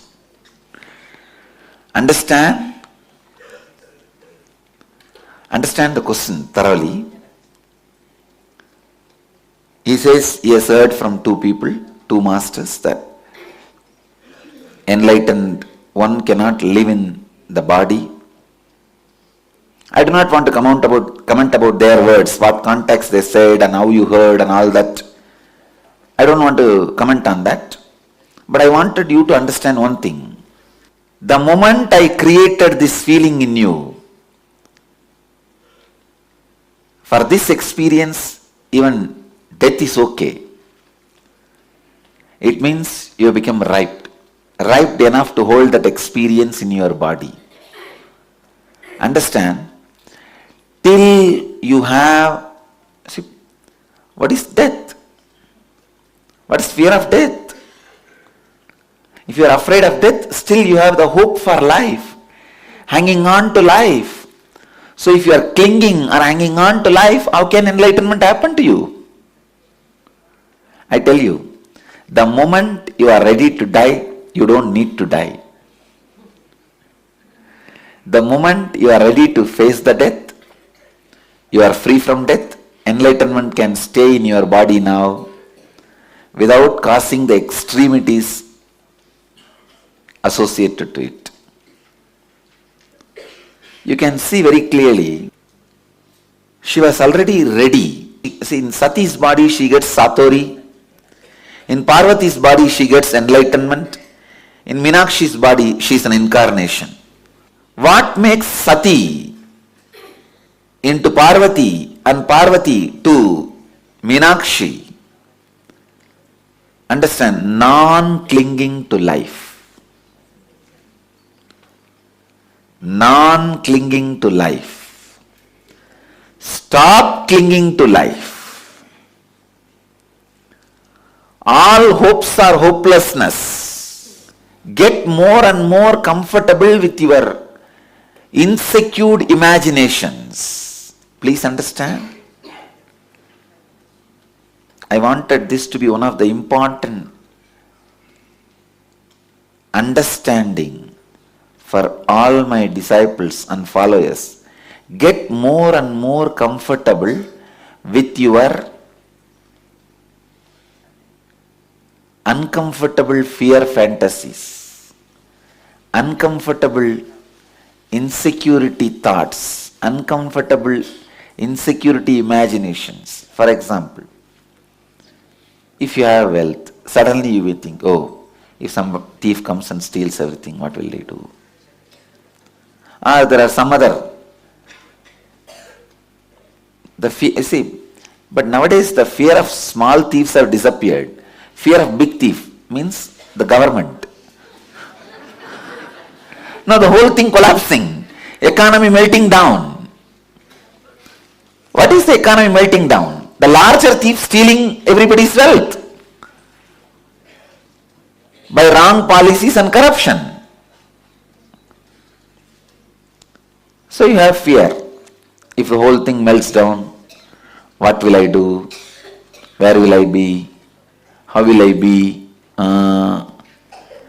See, everybody constantly has these insecurity imaginations, especially early morning before you wake up from the bed. Either you will have the deep insecurity imaginations or fantasies. This too only wakes you up from the bed early morning. Of course, about fantasies, with fantasies already you are comfortable, but these insecurity imaginations, start getting comfortable with that. Okay, now you are there. That does not mean you are going to become reality. Your ability to get comfortable with insecurity imagination makes your nervous system ripe enough to hold the highest experiences. Understand? This is the only way Sati becomes Parvati, Parvati becomes Meenakshi. Your ability to handle very beautifully in one place in Shiva Sutras, Mahadeva says, living in utter insecurity is living enlightenment. Get comfortable with your insecurity imagination. Only the people whose nerves have become comfortable with the insecurity imaginations have achieved highest things on the planet Earth. Whether it is in the outer world or in the inner world. People whose nervous system cannot handle the insecurity imaginations. I tell you, when I declared a few days before a new understanding for our Sangha, you do whatever is your maximum capacity. I tell you, when Buddha gave sannyas to women, of course, I am not against giving sannyas to women. I am all for it. But Buddha knows human beings. He says when he gives sannyas to women and made them also part of the Sangha, he says, I reduced the longevity and purity of my Sangha. Because after him, there will be too much of men exploiting women and women exploiting men. It's not that only men exploit women, women also exploit men. In both ways. I have seen. Oh, anyhow. It's like different ways, not just the guru-disciple relationship. In so many ways, it's men and women exploiting each other. He knows, as long as he's in the body, that won't happen. The moment he leaves the body, it is going to happen. He says he reduced the purity and longevity of the Sangha. I tell you, when I said be honest to yourself, I felt exactly the same after I leave the body. Of course, as long as I am in the body, I will be going on inspiring you guys. And you will again and again, true to be your honest capability and true to your core, all that will continuously happen as long as I am in the body. After that, this law, this understanding, I know, is going to create people who are lazy, dull, dead, enemies to enlightenment. I don't know how people are going to handle those beings at that time. When I am in the body, we will handle. Still, I do not know how you guys are going to handle. Of course, none of you are going to be in the body. I am going to be living for quite a long time. I am saying, the next generation, maybe your third generation only is going to be the last generation I will be seeing. Then next generation, your fourth generation only is going to be my successors.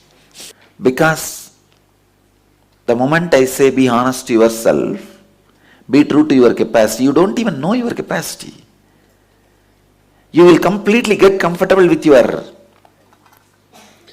lifestyle. See, by the word, through the word productivity, I was constantly making you get comfortable with your insecure imaginations. You see, with the word productivity and with that scale, with that idea, constantly you are made to live in that, get comfortable with your insecurity imagination of, that is the ultimate insecurity. If I lose master, what will I do? That's the ultimate insecurity. But only when you get comfortable with those insecurity imaginations, your nerves become strong to hold the highest Kundalini awakening. When you say, okay, if at one day if I am kicked out, it is okay, but now I am going to imbibe whatever best and maximum I can. Only with this, coming to terms with the reality, your nervous system becomes so strong and you imbibe completely maximum whatever you need to imbibe. When that insecurity never becomes part of your life, you are going to be standing in rain with a raincoat and umbrella. Not even a drop of rain is going to touch you. I am showering like a rain. You stand with umbrella and raincoat, which is called security. The secured feeling and the secured thought trend. No. Swamiji already said, you be honest to your capacity. This thought trend is going to be more like a raincoat and umbrella. Now I only have to inspire you continuously. Anyhow, I am opening up and presenting the whole philosophy in front of you. How this Rajendra Kumar describes, I feel it is worth dying for this experience. When this thought trend becomes part of your system, your nervous system gets the strength to experience and hold the highest Kundalini awakening. Then your system becomes alive. I tell you, to prepare you for this level is the incarnation's job. That is my job. Nothing else. Rajendra Kumar is beautifully putting it. I should first become a candle and burn for you and disappear in your eternal light. That too would not be enough. I tell you, the moment I brought this attitude in you, my job as a great incarnation has happened. I have done to you. You are done with me. I am done with you now. Now, simply the cosmos will enter you and your system is ready to hold that experience. It is all about nothing but making you comfortable. You see, how comfortable you are with your greed-based fantasies. Same way you need to be comfortable with your fear-based imaginations. For example, that early morning, sometime when you have that greed-based fantasies, how comfortable you don't even want to get out of it. But somehow this foolish alarm rings only at that moment. How comfortable your whole nervous system is with that greed-based fantasies. To the same level, your nervous system should be comfortable and joyful, relaxed with your fear-based fantasies, fear-based insecurity thoughts. You say, oh, how can it be? You are saying nightmare and sweet dream should be same? Yes.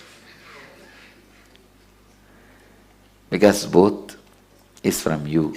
You are the source. Whether it is a sweet dream or nightmare, you are the source. You are the creator. My whole job is making your nervous system comfortable with your nightmare also, the same way your sweet dreams are comfortable. How you are comfortable with your sweet dreams, to that same way I should make you comfortable with your nightmares. Then my job is done. Then your body is ready for the highest Kundalini experience. Then I have completed the job of carving a yogic body and Vedic mind. So Rajendra Kumar, depth of inspiration in you all means the ability to handle, to get comfortable with the insecurity. I myself should have gone through the whole thing in front of your eyes. I should say in 2012, some of the asuras tried to invade the Biddi campus. I went through that. Only then you will stand. You will understand, yes, what he says is true. He did not have nervous breakdown. And he stood. His most insecurity imaginations have been a very comfortable flow in him. He was completely comfortable with the sweet dreams and nightmares, insecurity imaginations and extraordinary expression of spiritual energy. See, morning Somebody does Pada Puja saying, "Oh, embodiment of all gods and goddesses." In next few hours, somebody says he's a criminal and we are going to put him in prison.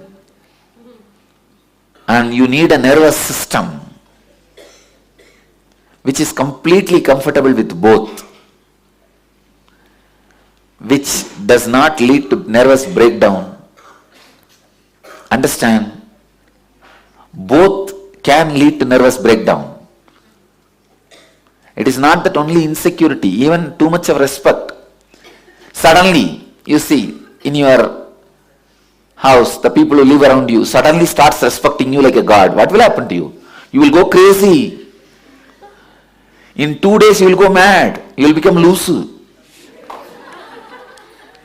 You will say, no, I am ordinary.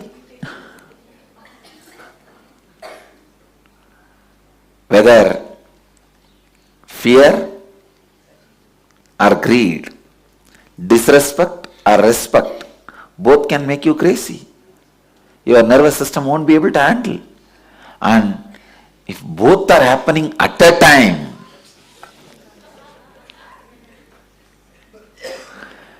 just today, one side the 15 international media has published about our diabetes kriya.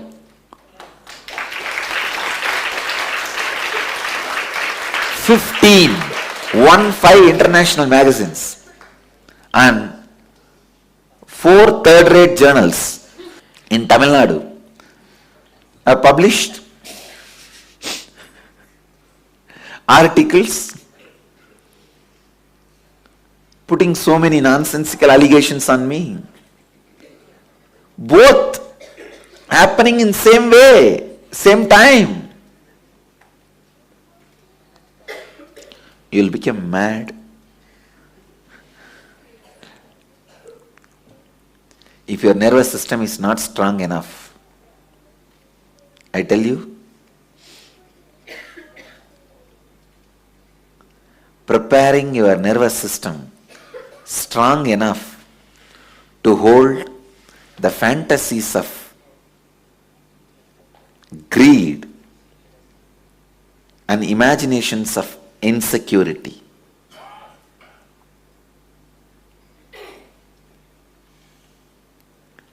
Early morning, if you are lying and imagining some sweet dreams, if this person lives with me, if I am with that person and that kind of house and car and bungalow, money, how life will.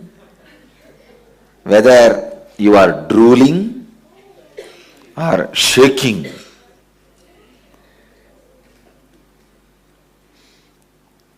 suddenly some dream, tiger is chasing you and a huge python is trying to swallow you, or you lost all the money in your share market, your net worth has melted down. I tell you, the real your net worth, which can never melt down, is inner awakening. Your any other net worth will melt down. That is why I tell you, have some asset which will not melt down. Your capability. See, it is not that easy. You can hide and cover up your fears and insecurity and live your life. Your stomach will get churned. You will have diarrhea. This time in the prison, the jailer was the head of the jail. He became very friendly with me. He was a devoted person. I have never seen a jailer falling at the feet of an accused. The moment I was taken inside the jail, the first thing he looked around, and when there was no media camera, he fell flat at my feet. I was shocked. Oh God, what is going on? I blessed him, be blissful. And he was not even getting up. He said, put your hand on my head and bless Swamiji, only then I will get up. I blessed him. He says, I was so happy the moment they said they are bringing you here. I said, what do you mean?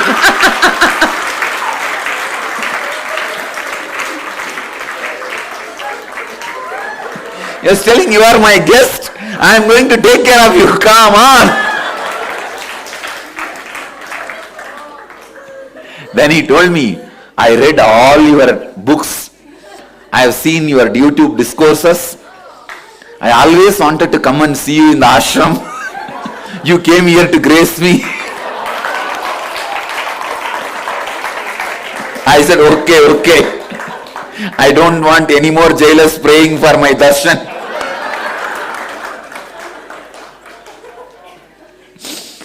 And he said, please accept my hospitality.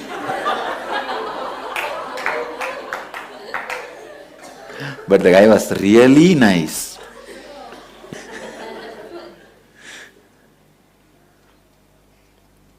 It's not that easy to hide the insecurity if it is there inside. Understand?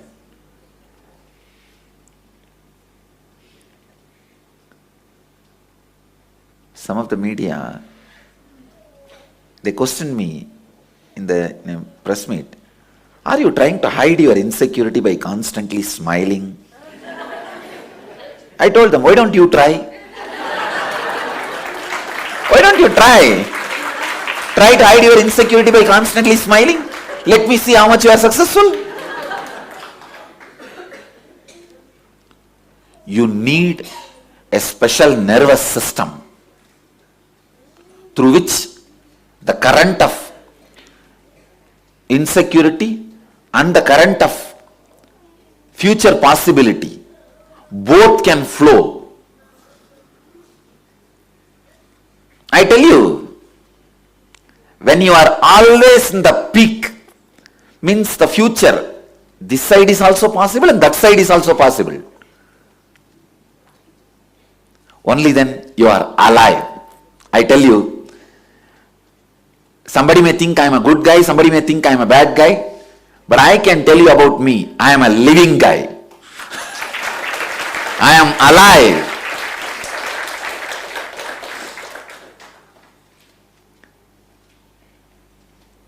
The extreme good, what can happen? Being worshipped by people as the God while in the body. I have seen that extreme. And the same way, the other extreme, being abused with all the lies and false allegations, constantly being tortured, disrespected. I have seen this extreme.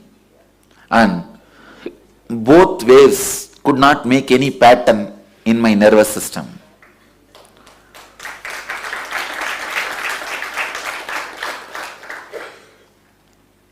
Birds don't leave footprints in the space. Same way, both does not leave any footprints in my nervous system.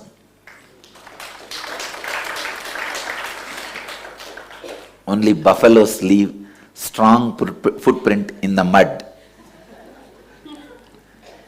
If your inner space, if your nervous system is more like a mud, only buffaloes walk in that and leave a strong footprint. You can see. In the mud, when the buffaloes leave, footprints are formed, and then when it dries in the sun, it is frozen. It's dried. It becomes permanent. Mud is your weak nervous system. Buffalo is the experiences happening on you. When the sun is exposed to that footprint, it becomes like a solid stone after drying up. Life's various other experiences are the sun's exposure to that footprint, so it becomes a permanent pattern in you. But if your inner space is like a sky,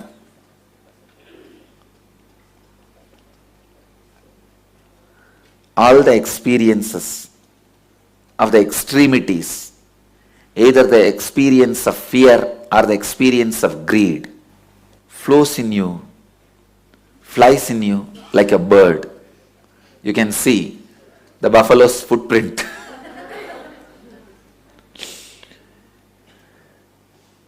If you are a mud, You carry only this. If your inner space is like a air, ether,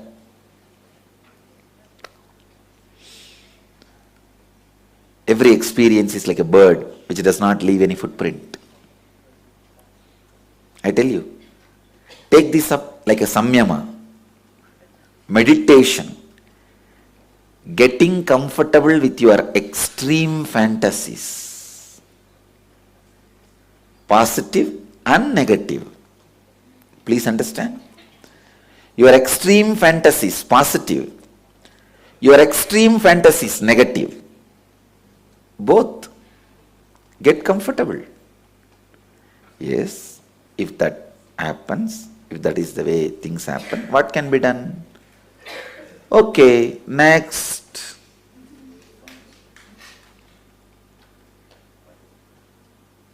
Next.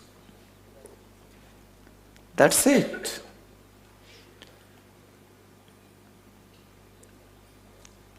And I still remember the jailer asked me, Swamiji, you are not suffering. Why are you trying to fast? I said, fasting I am doing just to put it on record about my resistance. That what they are doing is illegal. The international media is watching. And the history is going to record. Not only I am arrested, how I responded to the arrest. Not only I was persecuted, how I responded to my persecution. So I need to put it on record. I need to create the right history.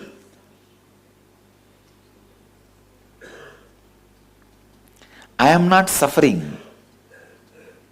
Is part of my spiritual history. But I did not budge. I recorded my opposition and resistance is going to be the part of my social history. To face any extreme, you will not be affected by any extreme. The moment you are ready to die, you don't need to die.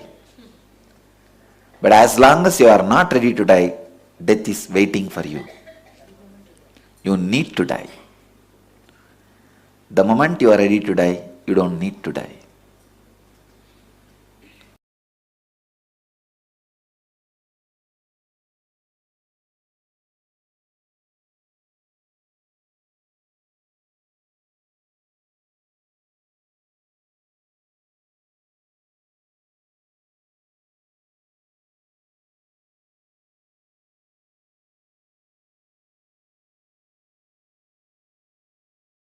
Yes, what a wonderful discourse, revelation by the Supreme Pontiff of Hinduism on what really is the key for us to hold that ultimate experience in our system, how to strengthen our system so that we can handle anything, all extremes.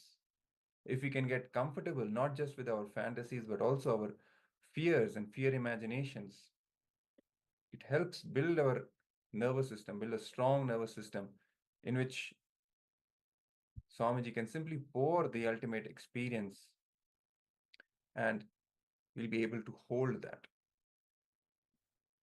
So this is the way we can strengthen our bhakti, our devotion towards Swamiji. Let us now enter a quick internalization exercise so that we can assimilate these truths into our day-to-day lives. So, what is it that you are really devoted to? You become that. This is the message of harness the power of feeling connection.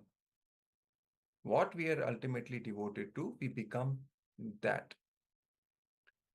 Now take a few moments and pen down what you are devoted to.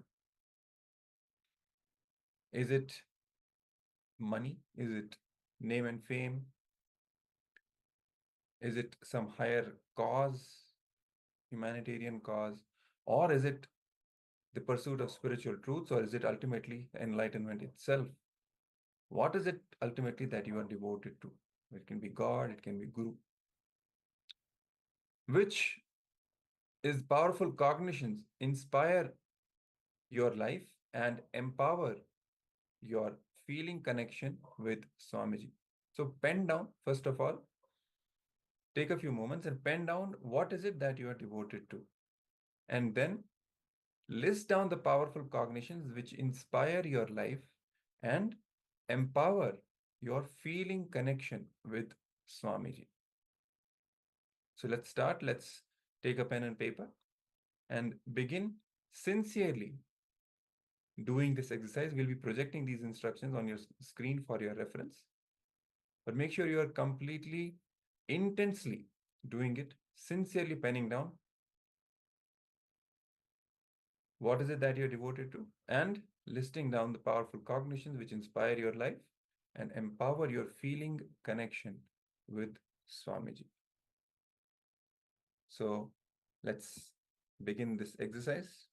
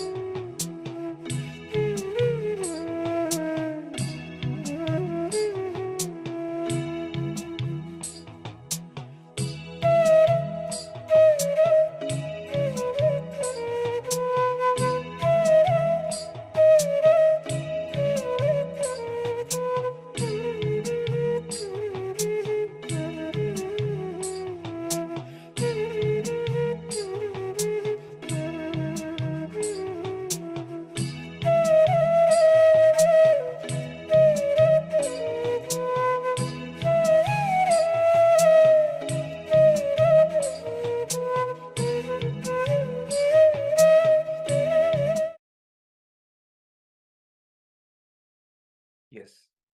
So hopefully you have finished the exercise by now and penned down, especially the powerful cognitions which align you, which increase your feeling connection towards Swamiji, and also listed down what all you are devoted to. So this gives a clarity of where we stand and where we need to go so that we can align with what Swamiji reveals, practice the tools and techniques, and manifest the devotion, the bhakti towards him. Now we will be entering into a kriya which is going to help infuse creativity in all of us. Swamiji has gifted several kriyas to the world for various benefits. It could be for healing, for healing different ailments, or to give several different benefits. But this one is very special. This kriya infuses creativity, tremendous creativity in you by bringing peace, silence, and awareness. So it breaks one of your powerful blockages called the Hridaya Granthi, which is a powerful knot which constantly creates fear and complications in you. It is like a knot in our the circulation of Kundalini Shakti inside our system, in the pranic layer. So this Hridaya Granthi, the knot, is broken with the help of this Kriya, and it allows for that flow of creative energy inside us. Okay, and it also infuses tremendous awareness into the youth. So let's now prepare ourselves for this Kriya. So first, let's sit in Vajrasana. Vajrasana means sitting on your knees with your inner thighs resting on your shins. So you can rest in Vajrasana. If you feel you won't be able to sit in Vajrasana, you can sit in the ordinary Siddhasana, which is normal, crossing the legs, keeping feet on top of each other. So you can sit in Siddhasana, but preferably, please sit in Vajrasana.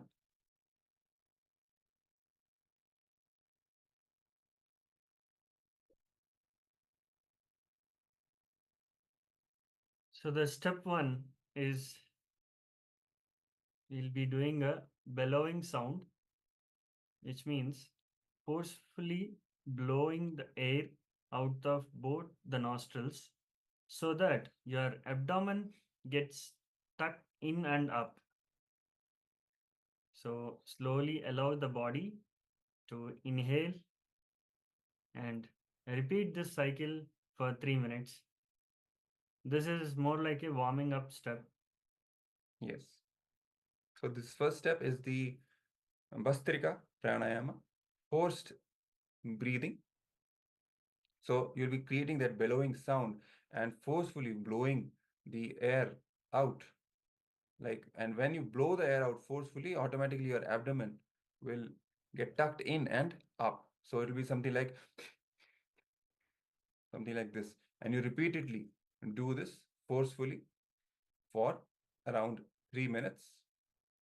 So let's start with this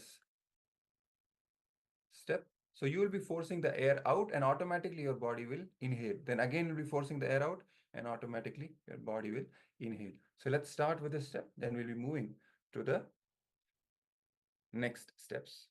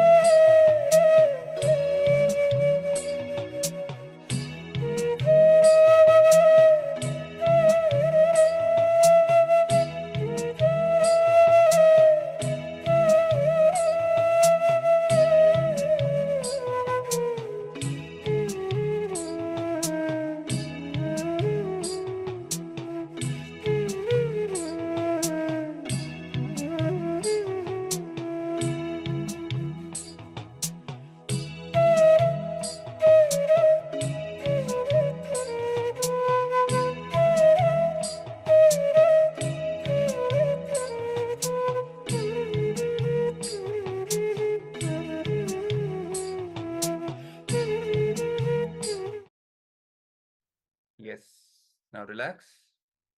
So let's move to the next step, the next part of this kriya. So first was Bastrika, the forced bellowed breathing. Now next is going to be this is going to be the Shitali Kumbhaka. So in this step, close your eyes and relax the whole body. Now extend the tongue outside the mouth as far as possible without strain, and roll the sides of the tongue up so that it forms a tube like this. Now inhale and draw the breath in through this tube. So you'll inhale through this tube which you have formed with your tongue. Then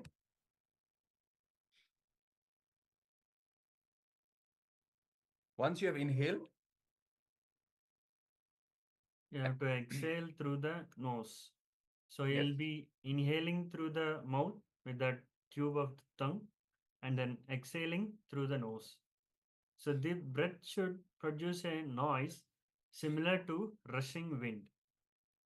A feeling of icy coldness you will experience on the tongue and the roof of the mouth. So this will bring tremendous healing energy into the body, restful awareness. So let's do this for 7 minutes. yes, so I'll just demonstrate it once for you. So you inhale through the tongue, which will be forming in the shape of a tube, and then closing the mouth and exhaling through the nose. Okay, so it will be something like this.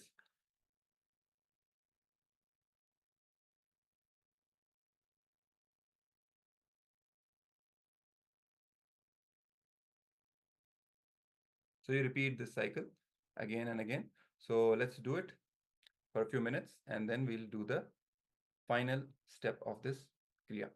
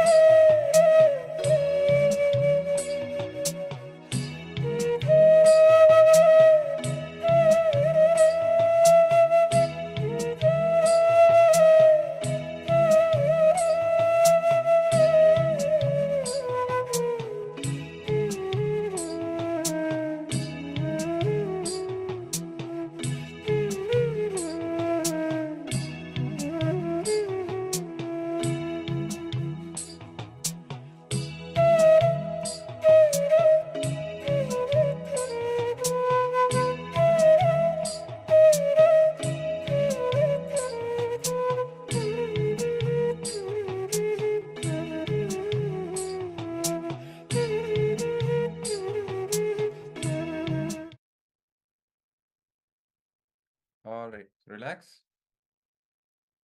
Now let's move to the third and the final step of this kriya.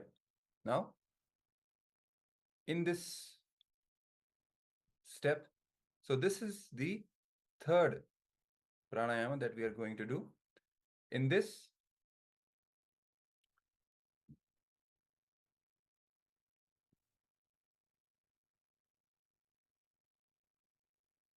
keep your eyes closed and inhale simultaneously through both the nostrils and also the mouth. So you'll be inhaling with both the mouth and the nostrils simultaneously. Then hold as long as you can judiciously. And when it becomes difficult to hold, exhale as slowly as possible through the nose. Okay, so first is inhalation through both the nose and the mouth, then holding as long as you can comfortably, and then exhaling only through the nose. So this is one cycle. We'll be repeating this cycle multiple times. So let's do it for a few minutes.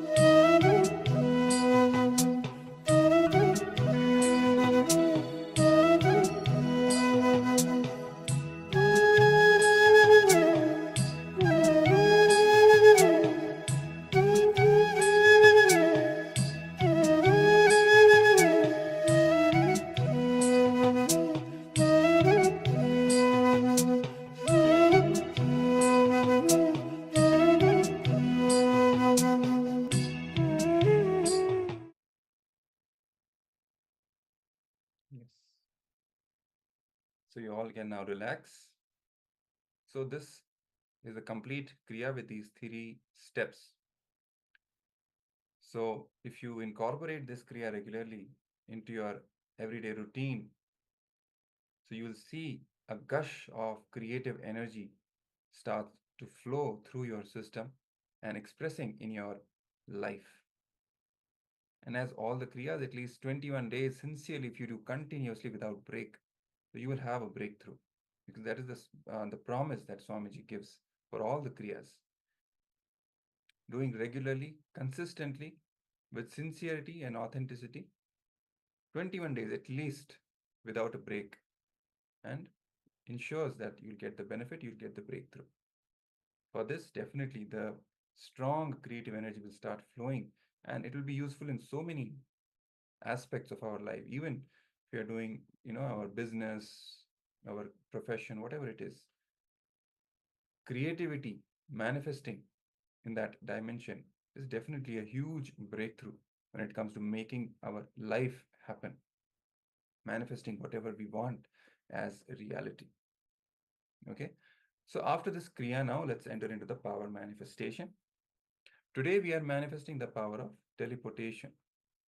So we have already seen, we have already done the rounds with teleporting various other objects. Now in this round in particular, we will be manifesting the power of teleporting prasadam. Prasadam, which is the food that is offered to deities and blessed by them, consecrated, energized by them, and after we offer to them, then we partake in that naivedyam, which becomes prasadam for us. So before we actually start the power manifestation, let's prepare ourselves for this. So if you have a deity, any god, or if you have Swamiji's Atmamurti, just bring that, keep it in front of you, and keep any offering, food offering, in a small bowl. You can keep it in front of the deity. Okay, so we are not expecting you to cook if you don't have anything to cook now. It will take some time, but if, in that case, you can maybe keep some dry fruits or whatever you have freshly available, or some fruits also, anything. So you can keep that food offering in front of the deity. So let's quickly prepare ourselves. Let's take a couple of minutes, get the deity, place the deity in front of you, and place the bowl of the naivedyam, that is a food offering, also in front of the deity. So let's quickly go and get ready for this power manifestation. And we request all the participants to also switch on your cameras during the Paramashivoham sessions.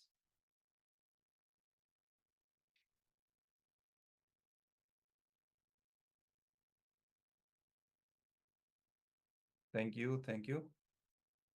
Other participants as well, we request you to please switch on your cameras and also get ready for the power manifestation.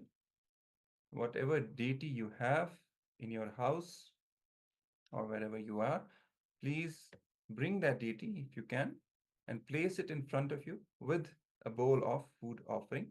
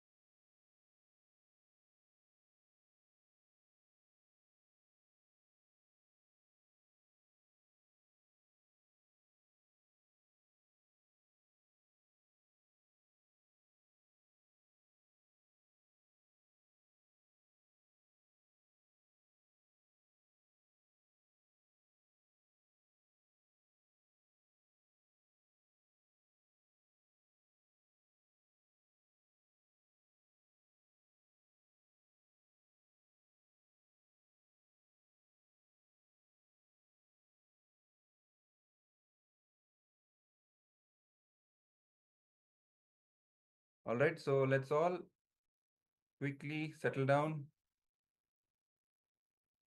with the deity and the food offering. we'll be manifesting the power of teleporting this prasadam, offering it to the deity.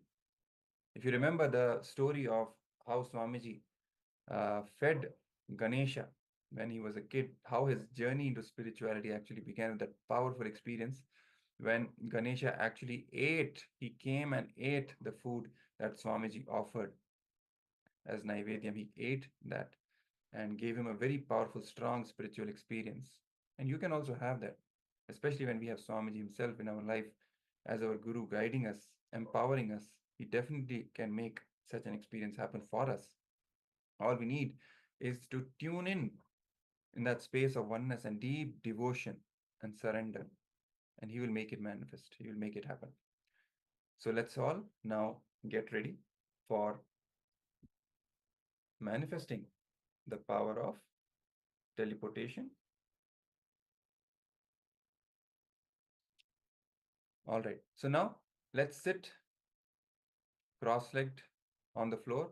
If you're not comfortable sitting on the floor, you can sit on a chair, but keeping your head, neck, and spine in a straight line. If you're sitting on the floor, sit preferably in Padmasana or Vajrasana. With your hands in Samana Mudra, that is interlocked with your right thumb over your left thumb, and place it comfortably on your lap in front of you. So that is the Samana Mudra.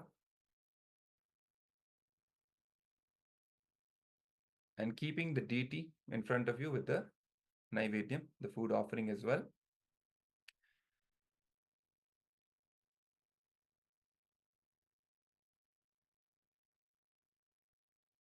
Now connect with Swamiji. Visualize Swamiji in your third eye.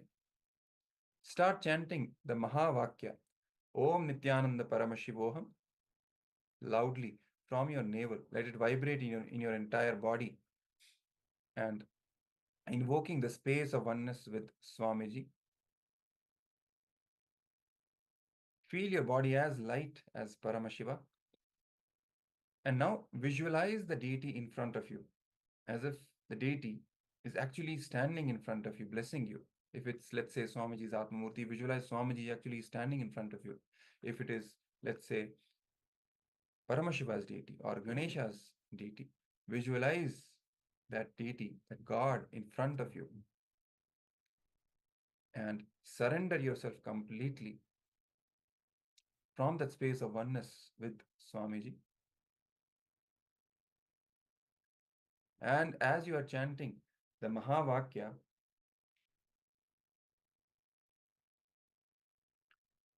request Swamiji to make the power manifestation happen, to make the teleportation happen.